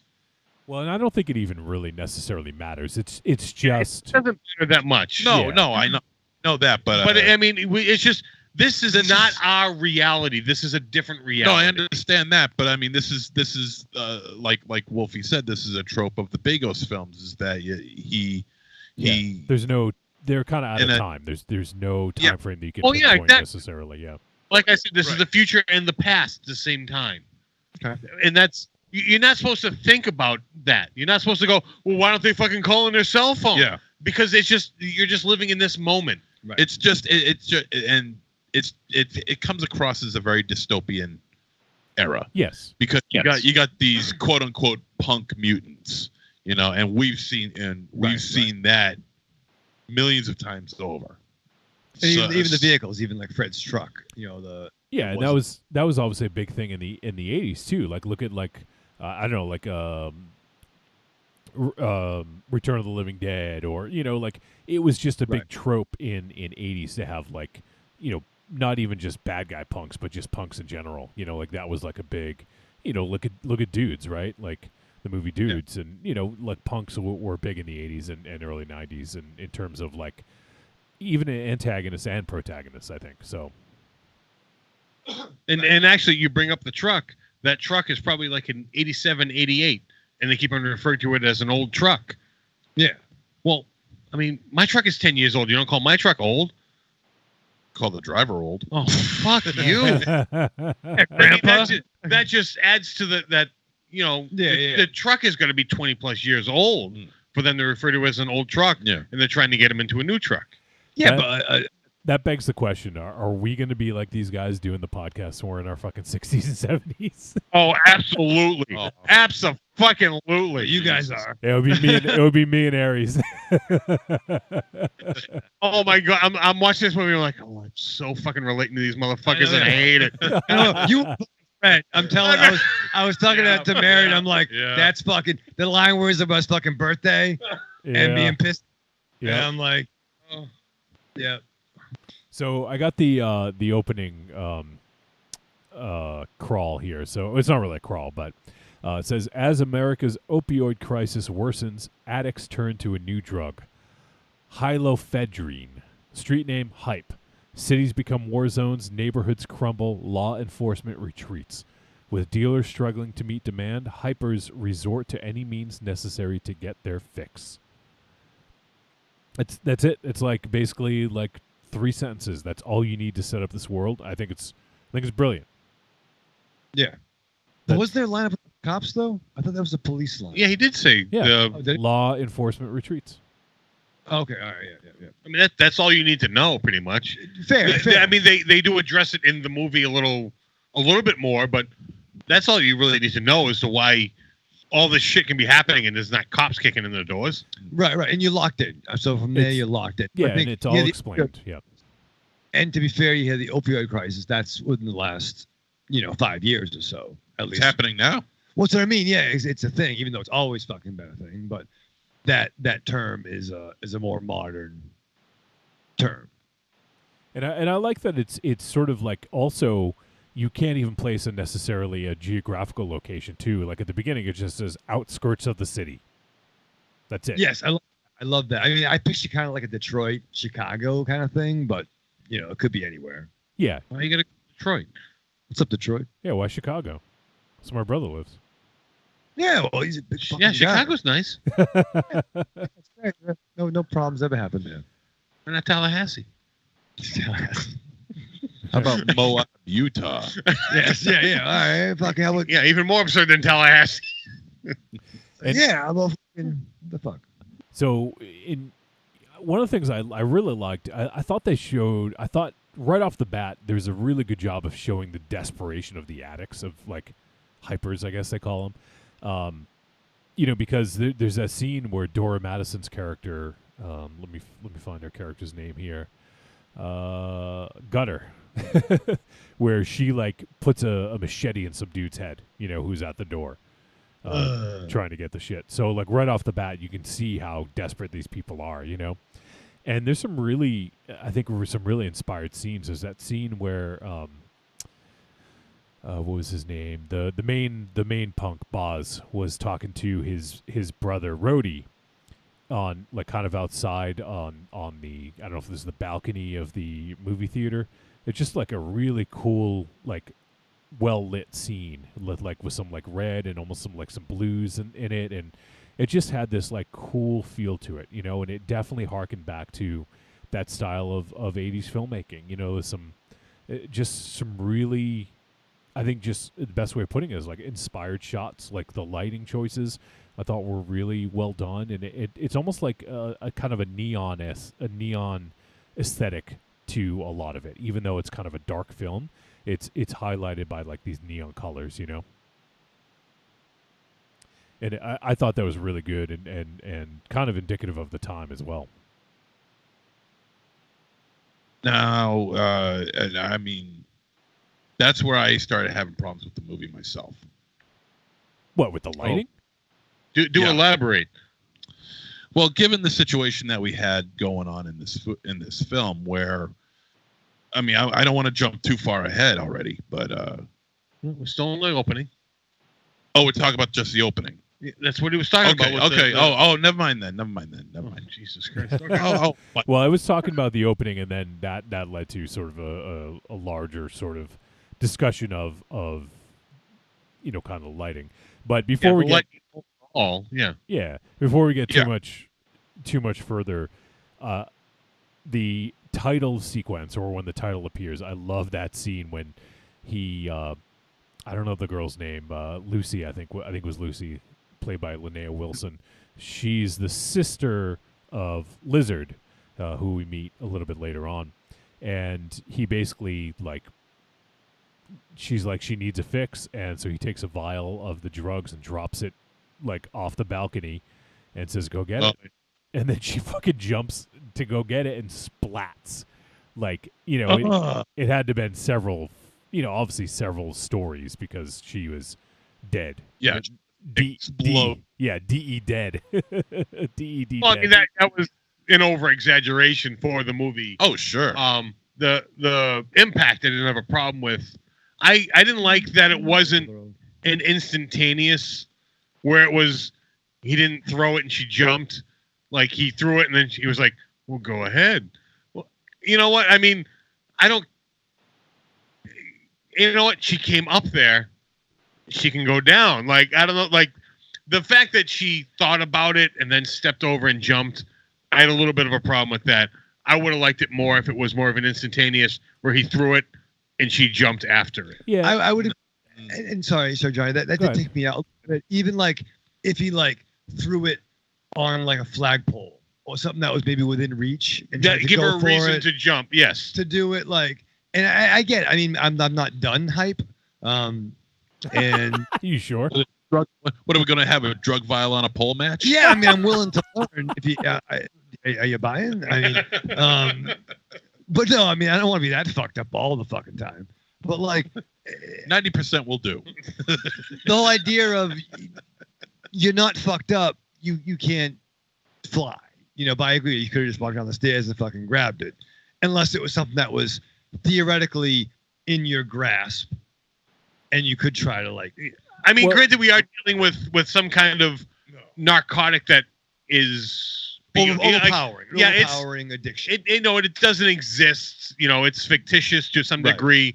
So, but the fact that she thought about it, and she wasn't reaching for it. It was that he just simply went, "Well, go get it," and she climbed over, and she wasn't reaching for it. She just merely jumped. And I'm not gonna die on that hill, but it was kind of you know what I mean? I'm not dying on that hill, but that took me out of it a little bit. Yeah, it could have been a more. I mean, I'm kind of with you guys. I think it would have been more impactful if she just jumped.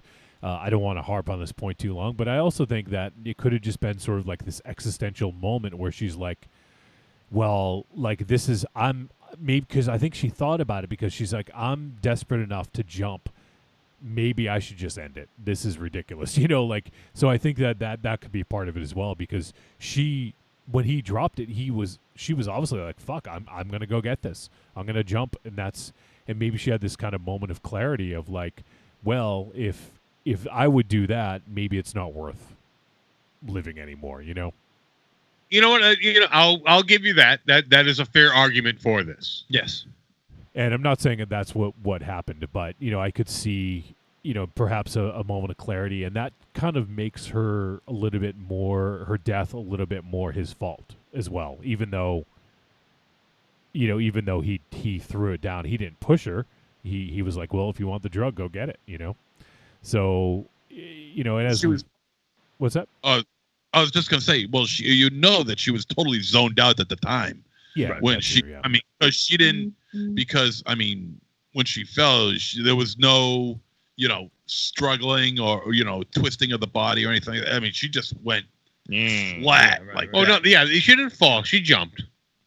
No. Well, regardless of that, I mean, what I'm saying is her body movements, of which there were none, while she was falling.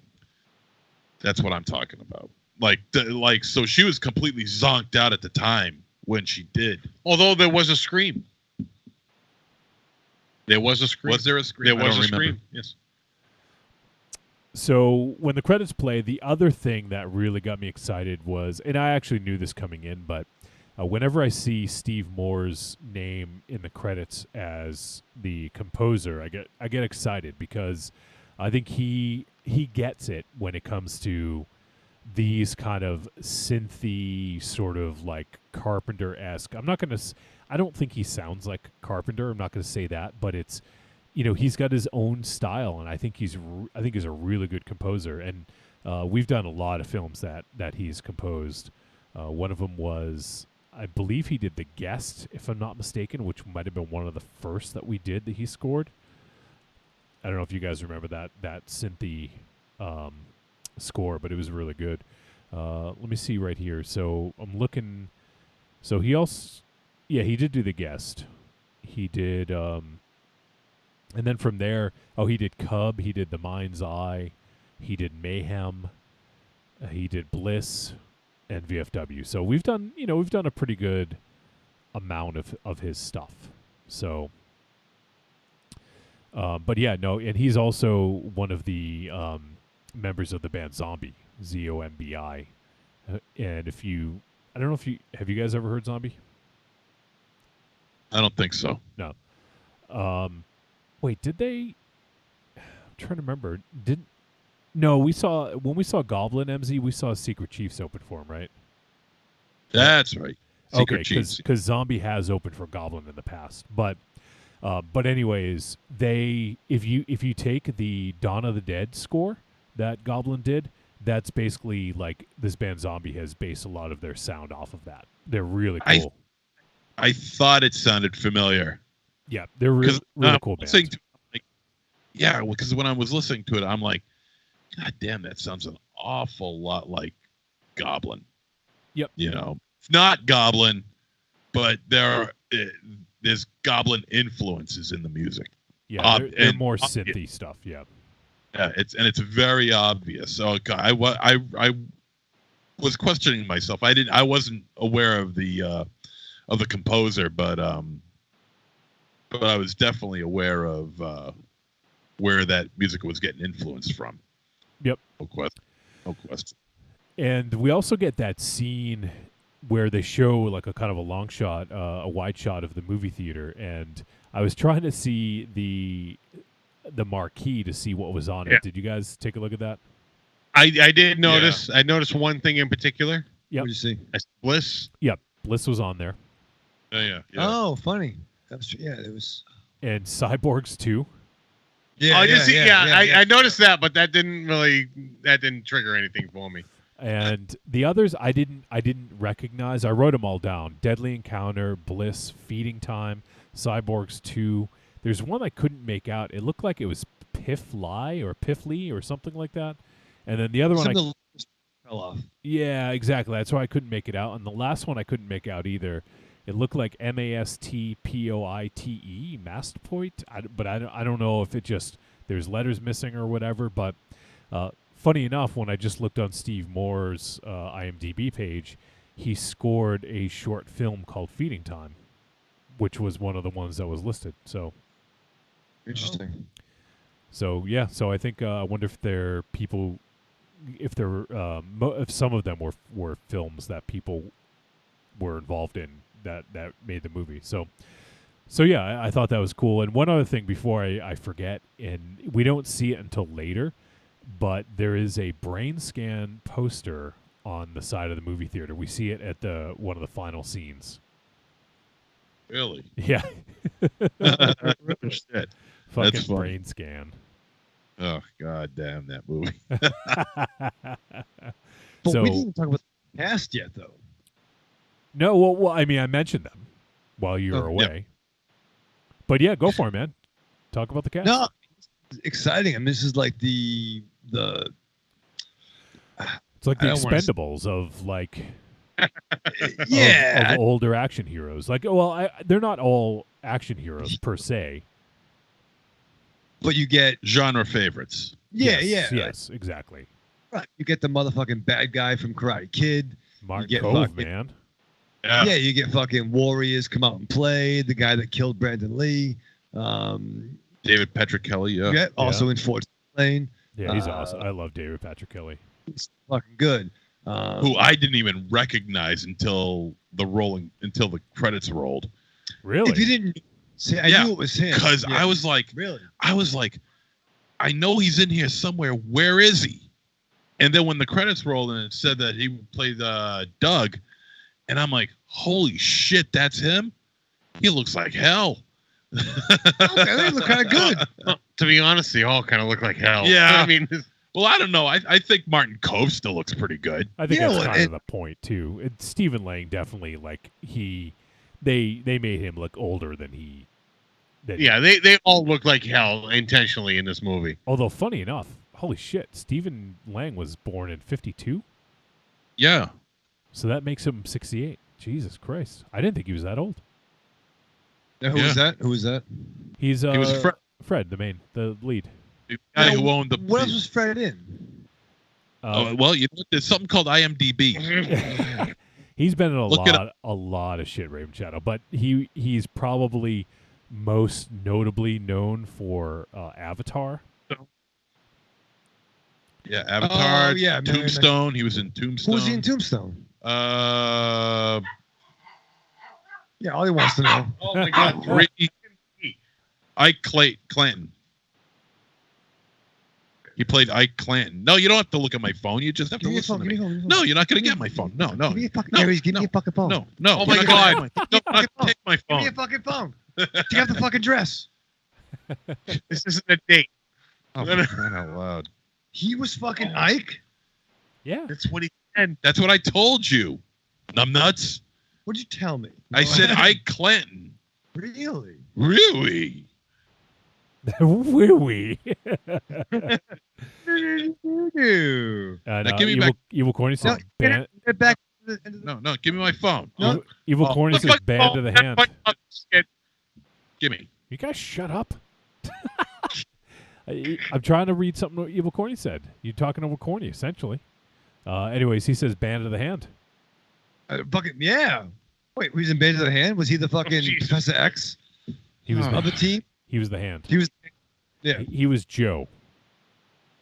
Mama. I don't remember who Joe was in the movie. Joe Mama. Joe Mama from the train. All right. Are we done? No, so I mean, No.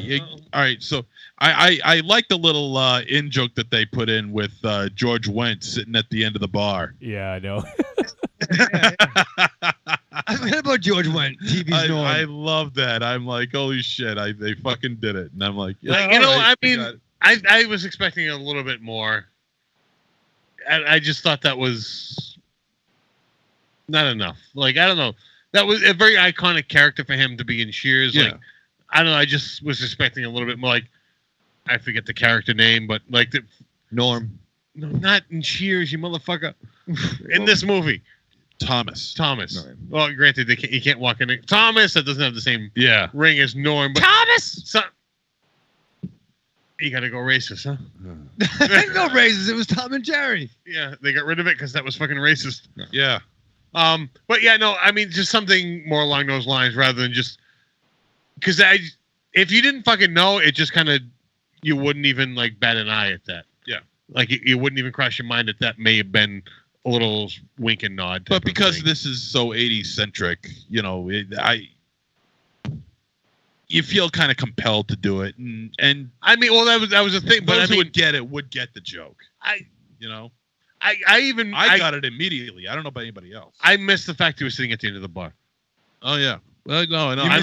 You missed that Norm was in a bar. He was there. I got No, that, it's and I was waiting for something. But I missed the fact he was sting at the corner of the bar. Yeah, where he always sat in every in episode. Cheers. I mean, I fucking watch every episode of Cheers. Yeah. I mean, I think I even mentioned it. I went to fucking Boston Common to watch the season finale of Cheers. I fucking love Cheers. I heard that I story, missed yeah. that reference in this movie. Wow.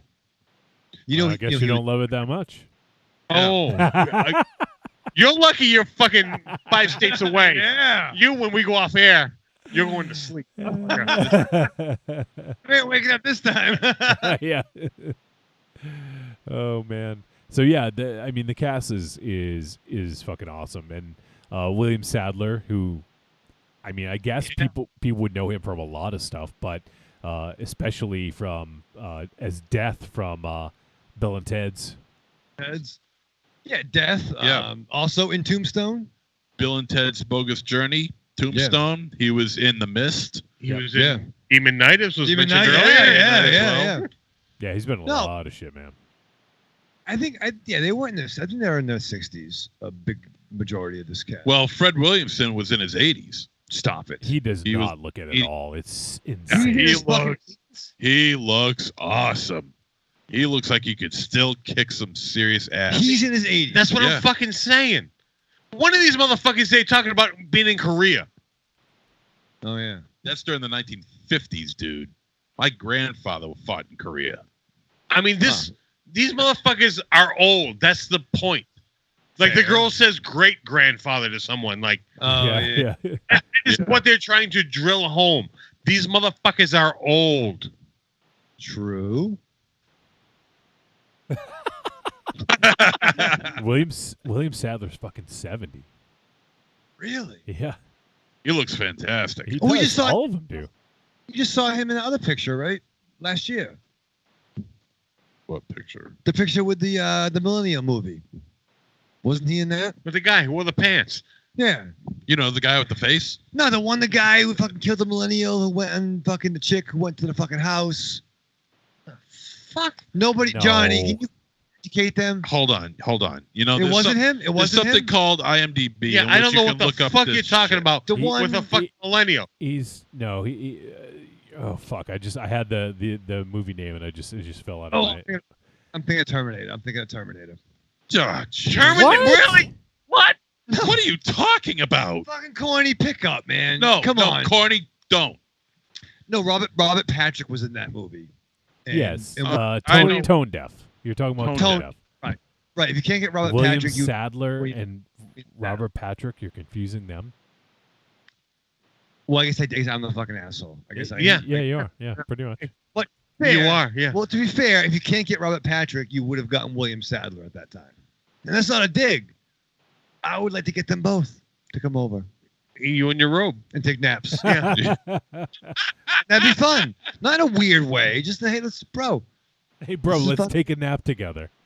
Yeah. Yeah. Harris, Great. Who's the little spoon? Listen, I'm off tomorrow. Why don't you stay over? Someone stay over me and just take a nap tonight. All right. All right, Monster Zero is doing All it. right, let's talk about this movie some yes, more. please. Evil Corny says in regards to Oh boy. black don't crack, and yeah, that's apparently that's true. Yeah, Fred the Hammer is holy shit. He is 82. Stop it. Yeah. He's got to be 82 in like 2 weeks. Yeah. He looked the best out of all of them. Yeah, he looks Looks like amazing. fucking. Like him and Fred. 82? Holy fuck. Dude's Yeah, a fucking right? national treasure, man. Goddamn right. Put Problem him in is you can't talk about most of the movies he was in, though. I will not see 82. He was in MASH. Was he a match? I won't say Don't what. say his, Yeah, say his character. I'm not going to say the character name, but The movie? Never seen it. You haven't seen the movie MASH? No, you gave it to me. I gotta watch it. Yeah, you do gotta watch it. It's a great fucking movie. Horrible character name. A great fucking movie. Oh, really? All right. All right. Well, I don't want to. Tell me off it. he's Dr. Oliver. That's all I'll say. All he likes to. Oh, okay. Yeah. All right. Yeah, That's right. I forgot about that. Yeah. Hey, that's nothing compared to the movie they did. Yo, that's the 1974. other one I'm talking about.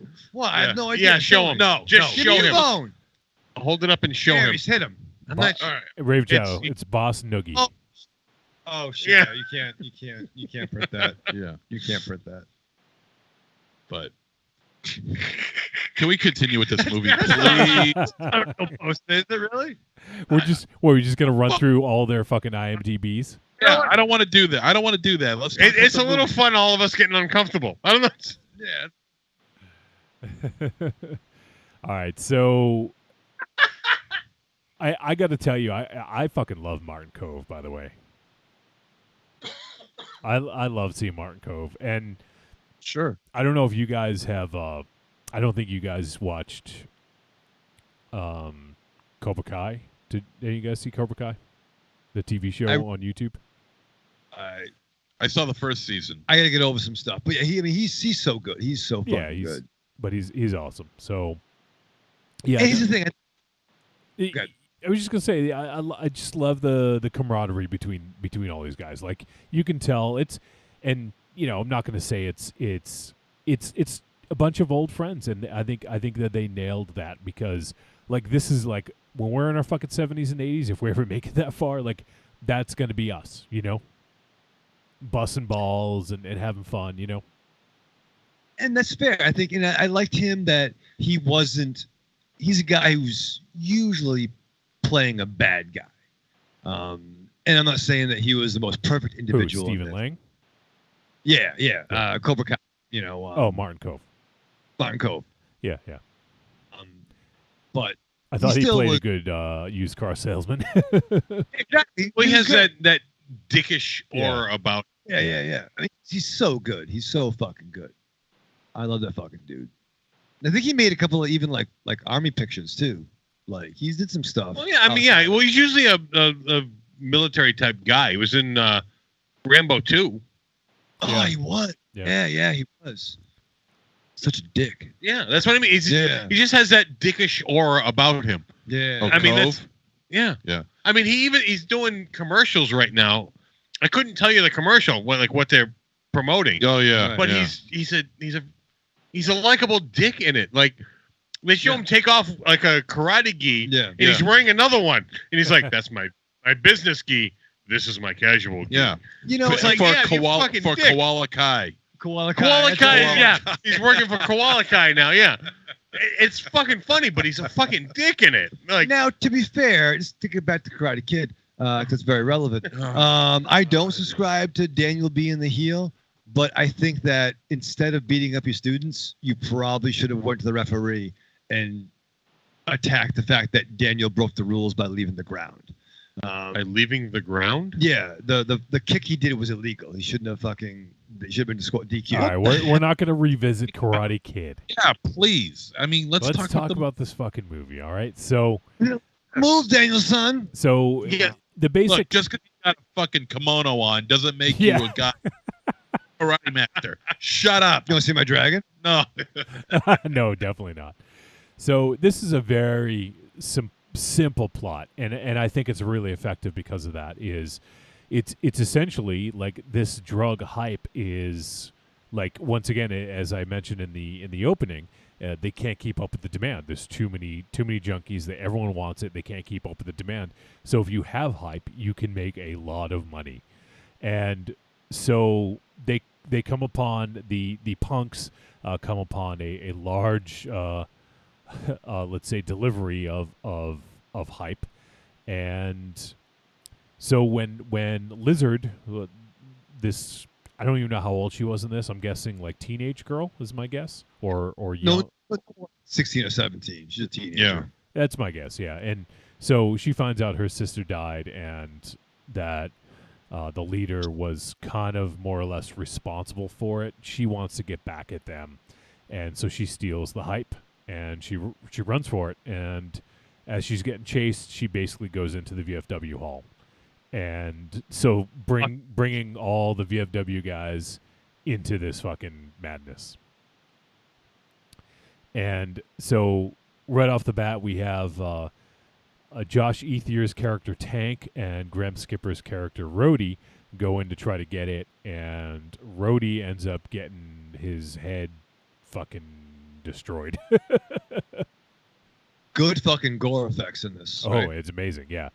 So obviously when Boz finds out that his brother died, he wants the drugs back, and he wants everyone dead. Like there's no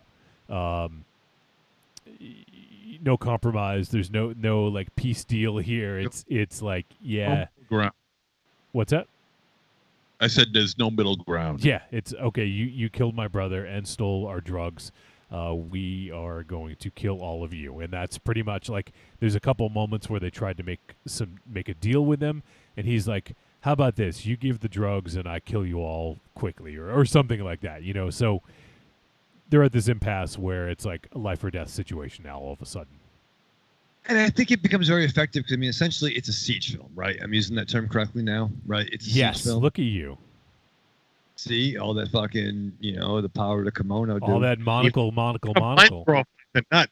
yeah. There's two. But yeah, essentially it's a siege film, and I think it was effective using the drug analogy as like weird, like as zombies essentially, right? Yeah, it's like the zombie. It's. I mean, they crave it just like a zombie would crave flesh. So mindless sort of punks. So I get all that. I guess I was a little bit frustrated that our heroes didn't negotiate more. I feel that negotiate. What's there to negotiate? I just told you there's no negotiating. But they also too had what this dude had. Like, I mean, he's like the drug dealer villain. Reminded me of like Jude Law when he was in a movie called Shopping years ago, mixed with like Terrence Stamp. Like he tried to have like a poor man, he had the beard like Terrence Stamp, and he was kind of like a rhymes with pussy. It's weird that you bring that up because there's this one shot where you get him, Gutter, and Tank all in one shot, and I'm thinking this is straight out of Superman 2. Right. That's funny. I didn't even think of that. That's actually really good. Yeah. I couldn't avoid it. And I guess here's what I say about negotiation. Yes, you have the drug dealer punk, meth zombies coming to attack the VFW. There's no cops there. They have their stash. They very easily, you know what? Fuck you. We're fucking burning it. You got fucking nothing. But at the point where at first they don't realize what they have. Once they realize what they have, they come quickly to the realization that they need to hold on to what they have. Otherwise, they are dead. Because if they don't have that, there's no reason for them to be alive. Yeah, they're going to just torch the place. Yeah, they just burn the building down. I'm with that too. But also, they've explained as to why that they've killed the boss's brother. Everyone is dead. Like, essentially at that point. But you killed my brother, I am going to kill you. I don't care what you give me. You're going to die. Fair. You're scaring the shit out of me right now because you're pointing at me. So I get that from poor man's Terrence Stamp, but from a drug zombie perspective, throw that shit out there. Like, get them. His only juice is his thugs. Other than that, he's kind of a fucking pussy. But if they throw it out there, what is their bargaining power? Yeah. They're in the building. Fair. You surround the building with gasoline and you light a match. Yeah. Well, that's just they're confined. They need the only power is that they have something that cannot be destroyed. So you that they don't want to be destroyed. And you got to come as soon as you lose that. Yeah, what's the point? There's no lose their point. Power. Yeah, they lose their. Yeah, otherwise they're dead. They're done. All right. So it's kind of an important thing. I would have fucking. You would have just. This would have been a short movie. Raven Shadow throws the drugs outside, and then they torch the place, and you die. I would have talked smack, throwing drugs and hid behind Ares. I think we'd have a similar interaction. Me being Fred and Raven Shadow being Martin Cobra Kai. Yeah. No, I think if anybody, I'm more Doug in that thing. But no. You would definitely be the Lou in this situation where you go and try to negotiate with them. Except as far as you're arguing right now, you'd so be him. Yes. All right. Fuck. Except that's what you're arguing. Except they wouldn't understand you. Like, I'd like to make a deal with you. Like. Yo, Bubba Leo. And they just shoot you. I'll be right back. I'll figure this out. Hey, Bubba Leo. In that situation, who would MZ be? Would he be the George Wendt? Yeah. What? You do. Yeah. Oh no. You're gonna be Fred Williamson? I would definitely be Fred Williamson. No, I will be Fred Williamson. Oh, fuck you. You will not be Fred Williamson. This is the first time in history two white guys are arguing to be the black guy. Dude, you'd be Doug, okay? You'd be laid up on the are doing nothing. I would do what Fred Williams would have done a long time ago, 20 minutes before he did it. Yeah, right. Sure. I would do the drugs. All right. Well, yeah, you'd be the Fred Williamson in that situation. Thank you. I'm trying to fucking In put that across. situation. No. But I thought White. out of all of them, William Sadler's character Walter was fucking brutal. Like he's the one that smashed the dude's skull at the beginning, and he was just and then later on he has the fucking saw. Like my first thought going full dead alive. Yeah, my first thought was like William Sadler with a saw. Treat. Yeah, going full dead alive on the punks that are. I love the fucking keg fucking spike fucking trap. Yeah. Kind of. But they never showed the aftermath of that. I kind of wish they should have shown that. Well, I mean, as things progress, I think in true siege films faster, and you got various teams blocking the entrances and exits, and they come up with various weapons. I think they cut away from that probably because the effect wasn't as good as the rest of the movie. There were a couple shots because they didn't hold back. They showed a lot in this movie, but there were a couple like you didn't see. It's like what the fuck. So I think that those effects probably didn't live up to the rest of the movie, so they chose to not show those effects. Well, this is one of the problems I've had with the film. Was the use of the lighting in this movie. It was dark. As it was very dark. I can understand what they were going for because there was a point in the movie where the power is cut out, so the emergency lights are on, and that's really the only light that's given you to see anything really. And it's a real shame that a lot of the gore effects, if not almost all the gore effects in this movie, are hindered by darkness and red light. So you really don't get to see any of the gore. You see the violence. You see, skulls smashed open. You see, bullet shots. You see, machetes to the head. But you don't see any of the gore aspect of it, and I feel that's kind of. I would disagree with that. I don't know. Like, I felt it wasn't really lacking. Like, I think in with a film like this, we obviously know that there are certainly budget constraints. So they may have to obscure some stuff here and there. But I never felt like. I don't know. I just never felt that the gore was too obscured by the darkness. I thought it was actually really well lit, and because yeah, go ahead, Darius. Go ahead. Oh no, I love the brutality of it. That the fact that it was more about the brutality than it was about the gore, because I feel that like I said, they cut out certain things because I felt that it was probably lacking, showing it because it wasn't. If you showed it, you would have taken away from it because it was more about the brutality than it was more about the gore. And I felt that added to it. That it wasn't just blatant about, his blood. You know what? It was like I said, the brutality of it. I mean, I don't know how much more I can say that. No, I understand. I understand what you're saying, and what you're saying makes sense, but that works for you and maybe for you guys too. For me, not so much.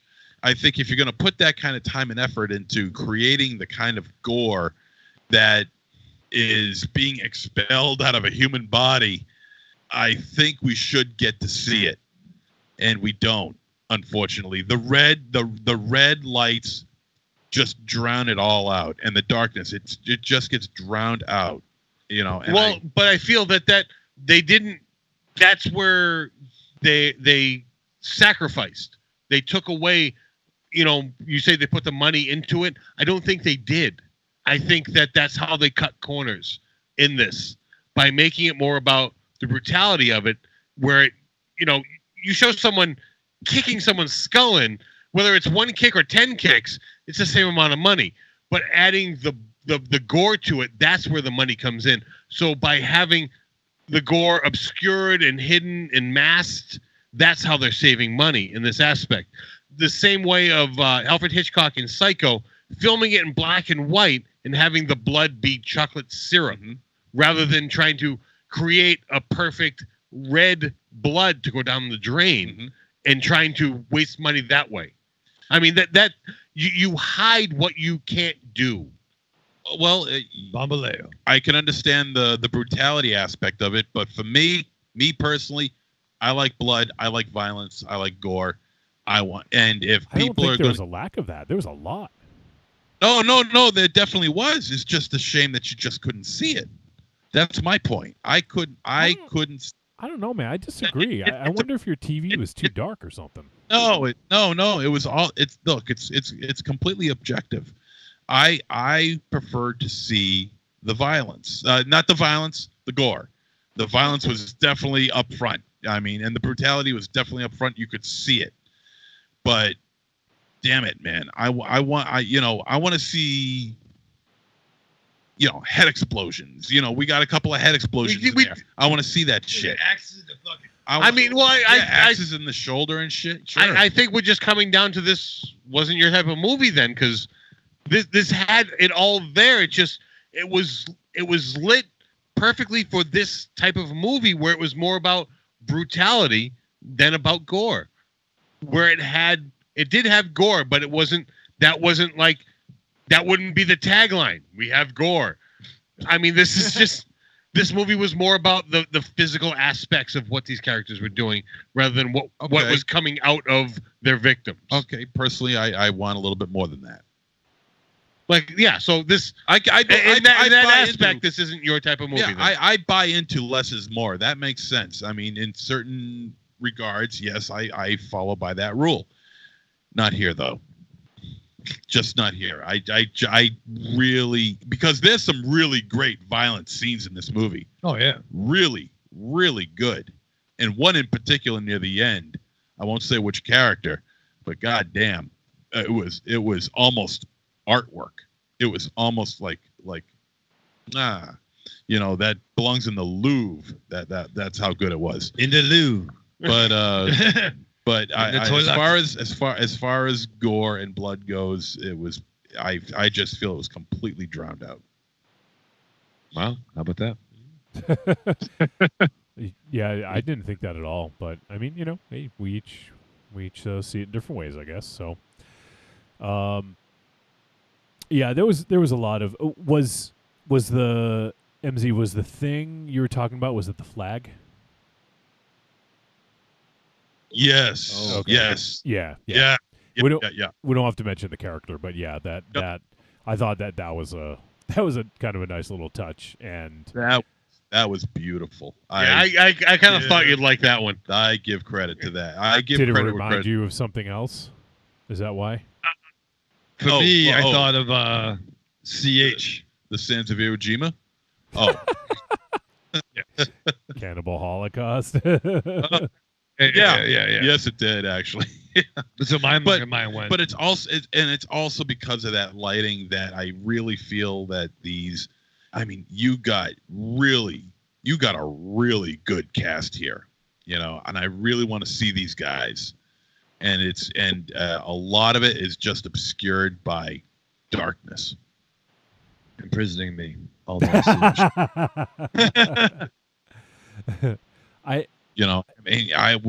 have these great actors, and I don't know, man. I just don't agree with that. Raven Chat on Aries? Do you guys think it was too dark? It was a dark film. I mean, I did have to adjust some settings when I watched it. Wow, you figured that out? I was watching it with Marion. Okay, fair enough. He was the settings. By just settings, he means move from the couch to the chair. I can't see it. I'll watch it from the floor. Marion, could you fix the brightness on my TV, please? Yeah, make it instead of a big dark blur, make it a big light blur. It was a dark film, but no, I once we adjusted a little bit, I see what you're saying, but I don't. Like, it wasn't that bad. Aries is rubbing his face. Oh yeah, because I could have this argument with him to the end of time. This is not his movie. We're not going to change his mind. He was looking for one thing. This movie delivered something else. Funny thing is, I thought he would like it the most. That's fair. Yeah. Very surprised. because this is kind of a throwback to, Carpenter, but this had more violence than Carpenter's films typically do. In Oh, sure. So like this was like Carpenter plus. Oh, I can't say I'm surprised that his stance, because of the fact that the gore was obscured to some degree. That's why I'm not to say this is what I was expecting, but I'm not surprised by this. And that's not a shot at you. Don't get me wrong. I'm not saying you're wrong for your feeling, for your opinion. I'm just They're getting back together, Johnny. well, no, I don't want him to think I'm throwing shots. You're fucking wrong because you don't like this movie or you don't like how things were done. Dummy. I see how where you're coming from with this, where that the gore was masked behind darkness and shadow. I mean, I can understand why the lights, the power was cut out. I mean, in terms of the story and in terms of the production, I get that. It makes sense, but it just hurt the film as far as I'm concerned. See, like I said, I disagree, and like I'm speaking from merely speculation. With, I feel production cost had a lot to do with how it was shot and shown, because there were certain things. They'd show one kill, head on, but the next kill they'd cut away. And it's like, why did you cut away from that one but not the previous one? I feel that they just kind of like were working with what they had, and they had to cut corners, and like that one didn't look well. Let's cut away and show more of a reaction shot to it. And that's what we're left with a lower budget movie that was done very well and worked well with what they had, where they concentrated more on the brutality. And I will go back to this every day of the week. This is a fucking brutal movie, and that's what they were delivering. I feel right from the get-go, they were just showing you, this movie's gonna hit you in the face and fucking deal with it. Well, you keep on talking about the production cost and how they wanted to keep it low, and I'm thinking to and you keep saying that, but I'm saying to myself, well, if they want to keep the production costs low, what the hell are they doing with these stud actors that genre fans have been loving for decades? Okay, well, two things. One thing, I'm only speculating about cost. I have I can't back that at all. Pure speculation. Two, all these actors that were in this, you're calling them stud actors in cinema, they're past their prime. We love them. The masses could care less. So they can't demand high cost. Like, a lot of these guys are probably like, you want me to be in a movie? I'll be in a movie. Like, they just, It's not a dig to them. Yeah, but it's just fair, the masses don't give a shit about right. them anymore. So Hollywood is not banging on their door. I mean, when was the last time any of these actors have been in a major Hollywood movie? Well, William Sadler is going to be playing Death in the new Bill and Ted film that's coming out this year. Okay, but he was in the previous one. It's a little bit. He's reprising a role, but he's still in it. That's but so is fucking Bill S. Preston Esquire. I mean, nothing. I love fucking freaks. But we're not talking about him. We're talking about no. But he's reprising a role. They're paying him probably when they asked, he just kind of went, "Yeah, I'll do it." And if he demanded more money, they'd probably go, "Well, we can probably put anyone behind that makeup." Fucking, what's the dude from fucking Red Skull? Fucking who got pissy? Fucking yeah. Well, that's a different story. We're not going to get into that. We can put you could recast, and I'm fucking sick of kicking your damn dog. Don't keep my dog, bro. Tell him to stop hanging out by my feet. He likes things that smell. Oh my God! Sorry. So, although I mean, we'll put this conversation to bed, but Stephen Lang, I think, is someone who's been in some high profile stuff, and he was in Don't Breathe a couple years ago, as Corny had pointed out, a horror movie that came out like 2-3 years ago. So I think that yes, this is Hollywood is not banging down the doors of these actors, all of them. But, for us, like, this is a cool thing. This is, once again, a nostalgia thing. And for Joe Bigas, like, this is probably a dream come true to work with some of these guys, So this is fucking Right, well- awesome, you know, and it's great seeing him in this light. While mainstream Hollywood's not knocking on the door, obviously Joe Bagos, and there is a market for these guys. I mean, like, I was excited to see these dudes all together. Like, I'm excited to see fucking Karate Kill. It's not Karate Kill, Karate Kid, bad guy, and fucking Crow, and fucking From Dusk Till Dawn in a fucking movie. I mean, there's also the possibility that an actor read the script and went, "Holy shit, I want to do this, do that." Yeah, I'll work for whatever you can pay me. I want to do your movie. Well, and There's also also that possibility. Stephen Lang was one of the producers of this too. So Yeah, I saw that. he might not even got paid. I don't know. He probably paid money to get it made. 100 to 1 says they asked John Saxon to be a part of this. Who I think. Interesting. How awesome would it have been if they got John Saxon for this movie? Oh my God. Yeah. I mean, I don't know. I mean, maybe he had a wish list of people, but I'm pretty happy with who he did get. So, but this is great. This is to me, this is a throwback because it's not a convoluted plot. It's a very simple plot, and it fucking works. Like, that's all you need. Like, okay, like, this girl's trying to get back at these punks for killing her sister. She steals their drugs, gets all these these vets involved, and now it's a fucking turf war. Now it's a war, you know, and that's it. So simple, but it all works, and they establish a nice camaraderie between all these characters, and even like I thought even the punks had were pretty cool characters as well. Like, I really loved she wasn't in it a ton, but Dora Madison, who was the lead in Bliss, played Gutter. I thought her character was awesome. And yeah, like Boz, the leader, was kind of like, there wasn't much to him. He was kind of just he was very one-dimensional. I hated him. Yeah, but that's very one-dimensional performance. But that's fine. I liked Josh Ethier as Tank, who Josh Ethier is he edited this as well. He's edited a lot of movies over the last several years. But it was cool to see, kind of like this older cast versus the younger cast. And I even liked Tom Williamson as Sean, the young soldier. Yeah. Tom Williamson. And he was great too. He kind of reminded me of little Anthony Mackie vibe a little bit too.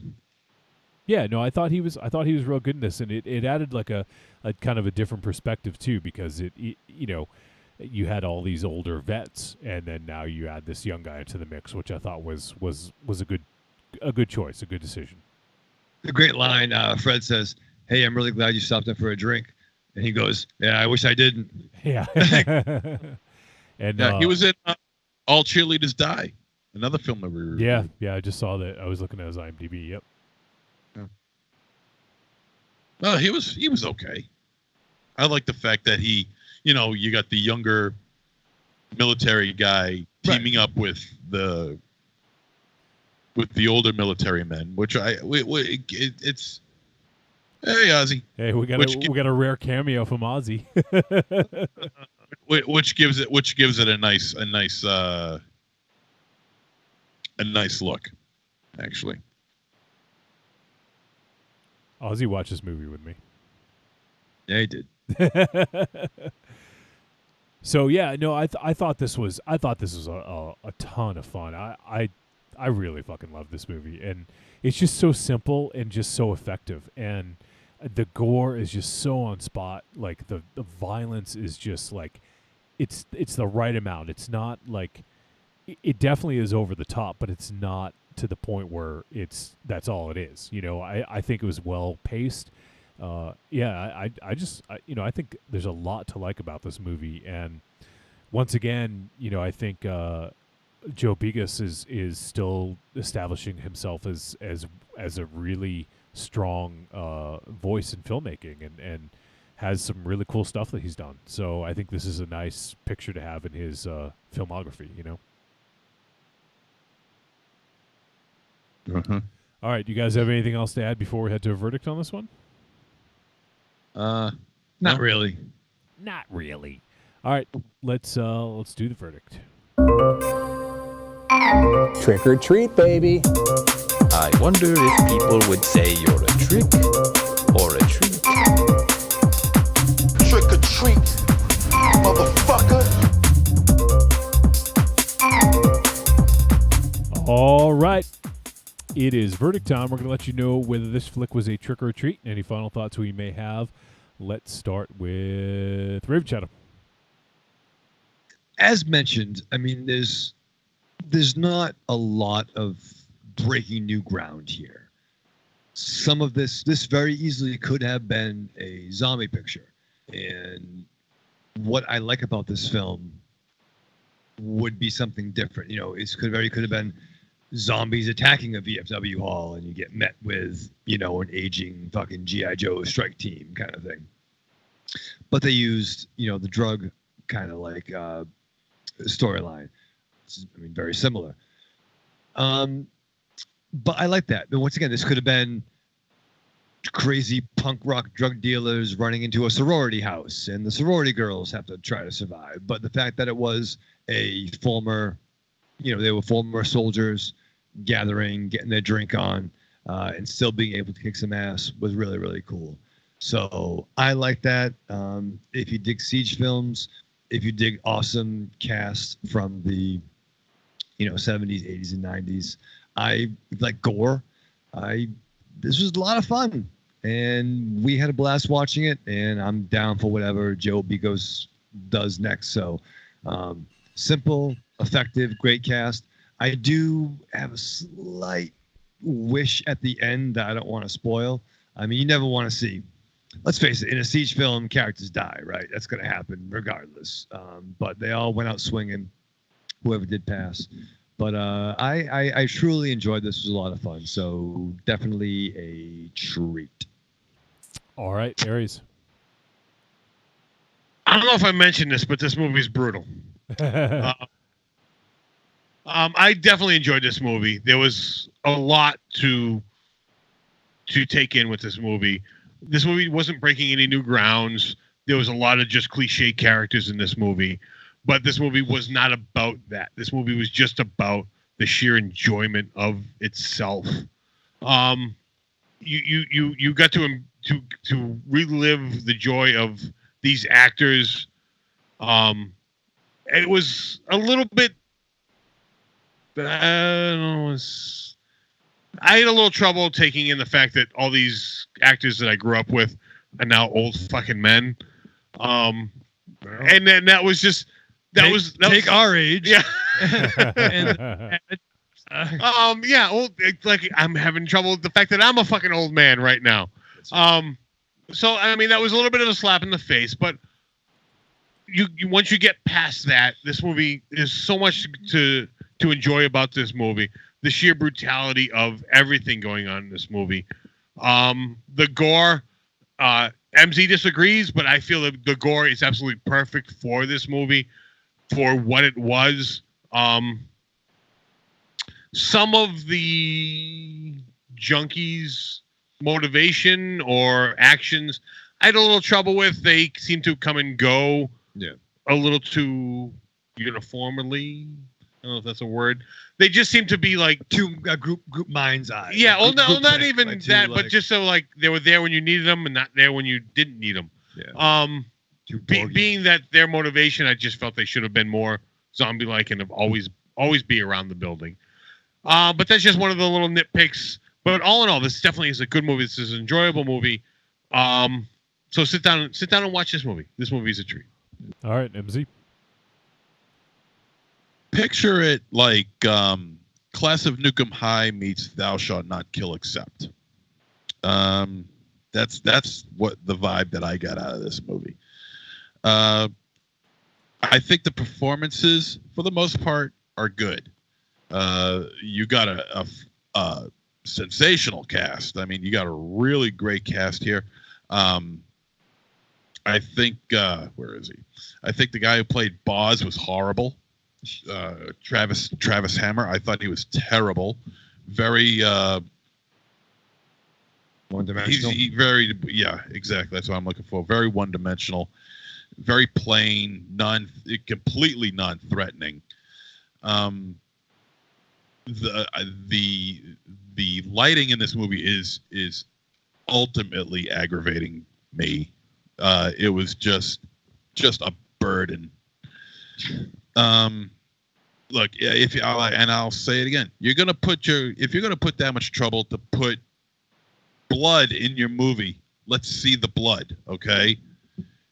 I mean, if you can make it brutal all you want, and that's fine, and there are some good brutal scenes in this movie, but if you're gonna leave the camera on to show blood, let's see the blood, okay? Let's see, intestines, head explosions, things like that. Everything that you get in this movie, I want to see that. I don't see that. It's all hindered by the fact that the lights are out. It's a dark film, and the red emergency lights are on. So the gore is completely drowned out. The score, we talked about the score. I thought the score was very good. And also going back to the lighting, you got a great cast here. Let's see them. I'm tired of looking at them in shadows and shit. Really. We could get you a better TV. Yeah, you need a better TV, man. Seriously. Go fuck yourselves. My TV is fine. No, okay? Apparently it's not. Yeah, no, apparently it is. Because the actors were in shadow. Were you wearing sunglasses while watching this? I might have been. Jesus. Were you wearing Raven Shadow's glasses? You up. Anything to shut you two up. I forgot what I was going to say. Thanks a lot, dickheads. Yeah, you couldn't see it. Yeah, say it again. I don't even remember what I was going to say now. Thanks a lot, assholes. Oh, now I remember. Now I remember. The opening narration sure as hell did not live up to the action that was given to us. There were a couple pockets of punk mutants. I don't even know why you even call them that. They're just junkies. Yeah, but I think it was the hype that sort of like you saw what happened when Fred Williamson's character took it. He got a little bit crazy, So I think it's just that was a cool. We didn't talk about that, but that scene was fucking awesome. But I just don't think it lived up. That opening the action did not live up to that opening narration, because if that is what it took to take out an entire police force, then they must have like Barney Fife as the police as the head of. It wasn't these. It was everyone. It wasn't just these guys. It was. Well, then if it was, then there should have been more of them instead of just small pockets. This was just one pocket. What the fuck is your problem, guys? Just let me talk. I didn't say shit while you were saying. We were right. You're wrong. No. Because you're calling out things that subjective. It's not subjective. It's showing. I didn't say subjective. I said objective. It's showing one corner of the world. We're getting a small glimpse of it. This shit is happening all over this world. Fine, but if it's happening all over the world, there should be more of these quote unquote punk mutants. But this is just. Sorry. All right, I'm not going to argue with you. Yeah, thank you. Thank you. It's not worth it. No, it's not worth it. You're wasting time. God damn you asshole. Well, no, because if there were more punk, because this pocket is dealing with this, another pocket is dealing with something else. Like they're not going to venture off. They're gonna focus on their drugs. They're not going to go looking at other drugs. These are the only drugs that we're talking about here. Yeah. So we're dealing with this one pocket. There should be more pockets if it's that. There is, but we're not dealing with them. And then that's a different fucking movie. No, you're missing forget it. You're missing the point. This is a trick. Wow. Jesus Christ. All right. So total suckers. This movie was a treat for me. I thought this was fucking awesome. This is a no-nonsense throwback action horror flick. I felt transported back to the 80s via a blood-soaked, scummy punk fucking nightmare. So, yes, I thought this was fucking beautiful. I just love this movie. I love it. I wanted to watch it again. Like literally, I watch it. Usually, I try to watch the film on like Wednesday night, just the night before, so it's still fresh. but I ended up watching this on Tuesday, and I was like, ooh, I wonder if I can fit it in again. And I unfortunately wasn't able to, so I just saw it the once, but I definitely wanted to see this again. I don't know, this movie's fucking amazing. I think this movie's great. I was thinking, I wasn't sure if he was going to be able to top Bliss, because Bliss was a really good film, but this is a different type of film, so in no way am I comparing them. They're almost like polar opposites in terms of just this, in terms of substance. Like this was action with not a lot of like subtext, but Bliss is almost like the opposite, where there's a lot going on under the scene, under the surface. So I like that. I like that he did two films like this and challenged himself in different ways within, like, the same year, basically. They were both made last year, I think. So no, I really love VFW. I think a lot of our listeners and horror fans are going to really like this. It's definitely a throwback to sort of Carpenter style with more blood, guts, and gore and violence. So if that sounds good to you, check out VFW. So there you have it. Our discussion of VFW. I thought for sure that was going to be treats all the way around. MZ, threw me off, man. Threw me off. I thought this was your kind of movie. Look, Begos is a good director, okay? We reviewed a bunch of his films so far, and so far I've enjoyed every one of them. Except this. This one, it's a trick for me. I can't. Yeah, that's fine. Everyone's got their own opinion, so. All Apparently right. not. Yeah, well, even opinions can be wrong sometimes. All right, so next week there was a big glut of movies that just came out pretty much all on the same day. So we're going back. Well, we're not like we're going back that far. We're going back like a week. But this movie also came out the same day as VFW. And I know Raven Shadow is going to be excited about this one, because this is from the directors of The Battery. Yeah. So you were thinking of another one. That one's not out yet. Oh shit. So don't worry, we'll get to it, but that one's not out yet. But yeah, so the directors of The Battery, Jeremy Gardner and Christian Stella, and the name of the film is After Midnight. I almost did extra credit. Yeah, you almost watched this? Yeah. So this film is TVMA, and it is 83 minutes. So Mr. Runtime's going to be happy about that. And it stars Jeremy Gardner, Bree Grant, Justin Benson, and a few other folks. So yeah, so check it out. It's on VOD. We're going to be doing After Midnight next week. If you guys do get a chance to check it out and you want to leave your thoughts, feel free to send us a voice message or an email, podcast@trickortreatradio.com. All right, so we do have a couple voice messages. We'll get to these and we'll kind of wrap things up. Let me see what we got here. All right, so this is, I think this first one is going to be a review of VFW, so I'll play that one first. So let's hear from our boy and someone who is smarter than us about film, Arkham Josh. Hey, Trick or Treat Radio guys, it's Arkham Josh here, calling in about this week's film, VFW. Another one on the list of much anticipated films. I'm definitely going to say, it did not disappoint. I know both this and Begos' film Bliss got limited theatrical runs, and I'm a little bit bummed that I did not get a chance to see either one in the theater. I think Bliss would have just been a great visual treat in the theater, but this, not that it doesn't look as good, but this, I think, just would have been a real great kind of crowd film in a theater. The story is good. The actors and the characters are all fantastic. It's got some really good gore. The camera works good. I loved the score. So just overall, this is just a very enthusiastic treat and recommend. So, I recommend people, if you're thinking about seeing this, see it as soon as possible, because it's a lot of fun. So, yeah, treat and recommend. I guess that's it. I still didn't get a chance to catch up on anything I might have missed before, but I know there's a great run of films coming up in the schedule, so I'm really looking forward to things. All right, talk to you guys soon, and have a good one. Bye. All right, Josh, thanks, man. Glad you dug the flick.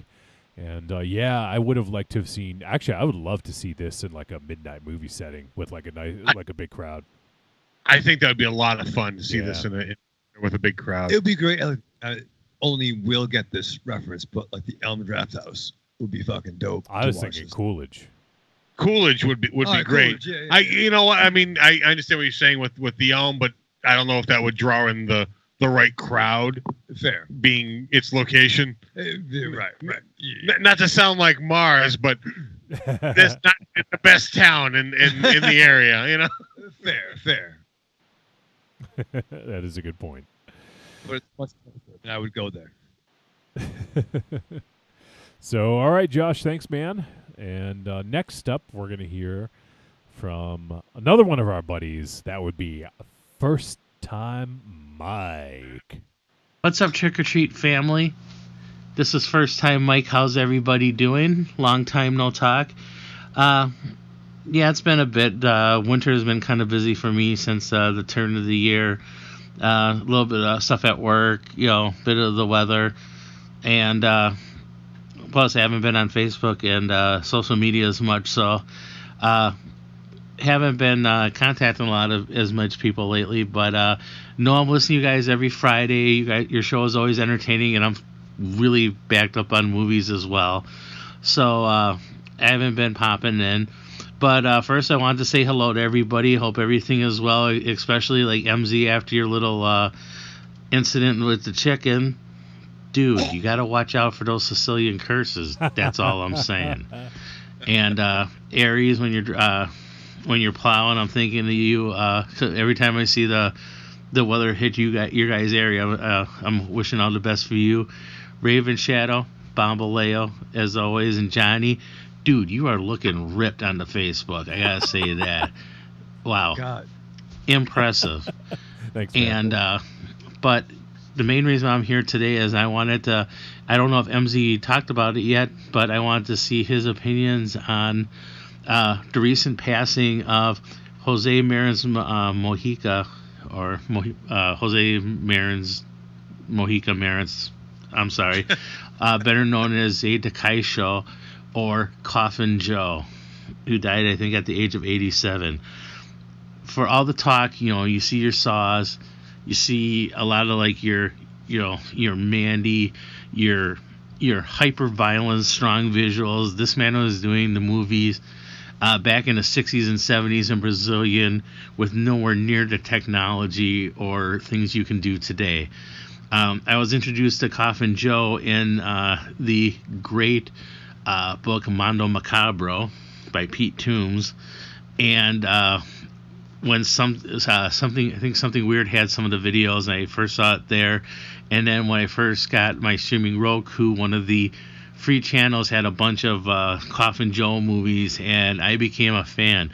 They're raw movies, but they're movies. If you're a horror movie of a certain bent, check out the Coffin Joes. They're not for everybody, but you should at least see one movie of him because it is a unique experience. And I just wanted to know if Monster Zero had some thoughts on his passing. Well, this is First Time Mike.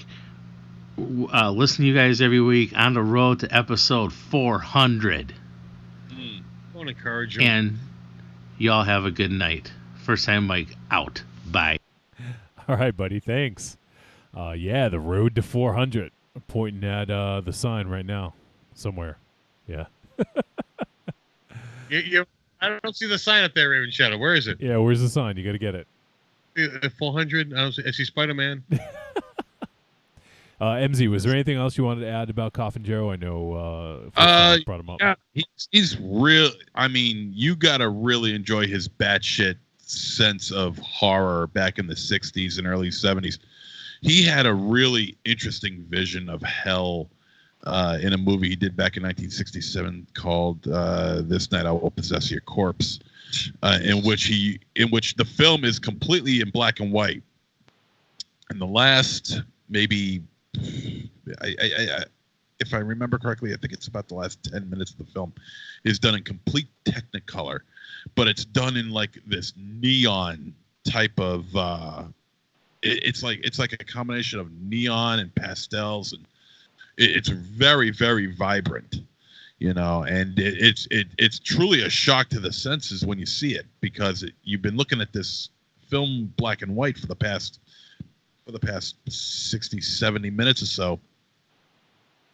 And then comes this wild Technicolor view of what his vision of hell is like, and it's got your basic, your basic tropes, the fire, demons, and everything like that, smoke, but it's just the way he presents it to you, is truly one of those moments that doesn't leave your brain immediately. It's really quite shocking. It's really quite amazing. Very good movie.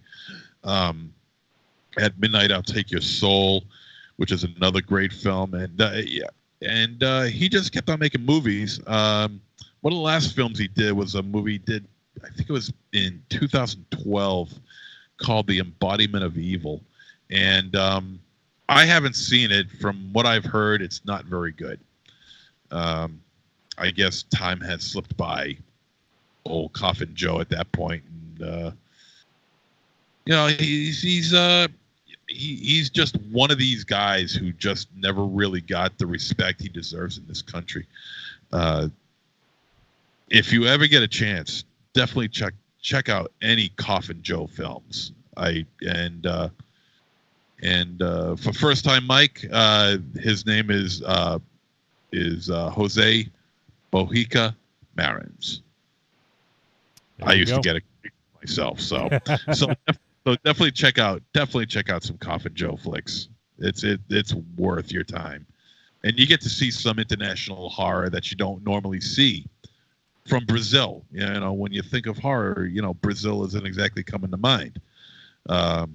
He's basically the front runner when it comes to Brazilian horror, and I can't recommend it high enough. Definitely check him out. Cool. So thank you, First Time Mike. Always good to hear from you, buddy. And I know, even if you're not present online, it's always good to hear from you. I'm glad you're tuning in. We love you, buddy. All right. So I think that's about it. Kind of wrap shit up here. It's so Rave Chow gonna go right to bed or what? Or are you up for a while now? Yeah, I'm off tomorrow too. So. Oh, you getting just a little light nap so you can stay up all night? Yeah. I'm fucking partying. I got a plan for tomorrow. It's a whole bunch of things going on. All right. Watch some movie. I watch more documentaries. Yeah, you're getting fucking cultured over there. I'm proud of you. Yeah, watching fucking smart shit from fucking France, and then I watched the Edge documentary. Nice. So you got to offset it, right? Yeah, checks and balances. Yeah. Which is really, really good, except the fact that now he's back, which is great. But the whole point of his documentary was that he was, done.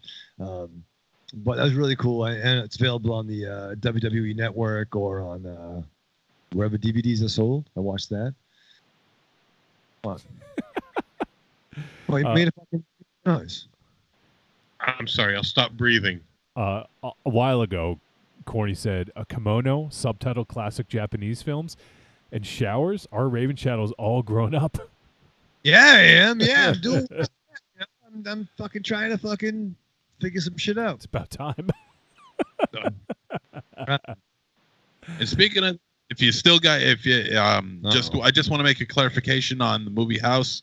Yeah. In order to find the Japanese version, because there are American movies called House, this is called Hausu. Yes. And it's spelled Hausu.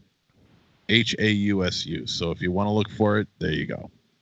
I'm actually going to include that. So if people look at our webpage for the new episodes, usually on the left, I kind of link some movies that we talk about, and I'm actually going to put that one in there, MZ. So if people want to get linked to the Criterion, I'm putting that in the on the website for this episode. So. Oh, Johnny, you're a fan of the band Opeth, right? Yes, I saw that they canceled in Worcester. Yeah, but they were actually in the shop. Oh, really? On Tuesday.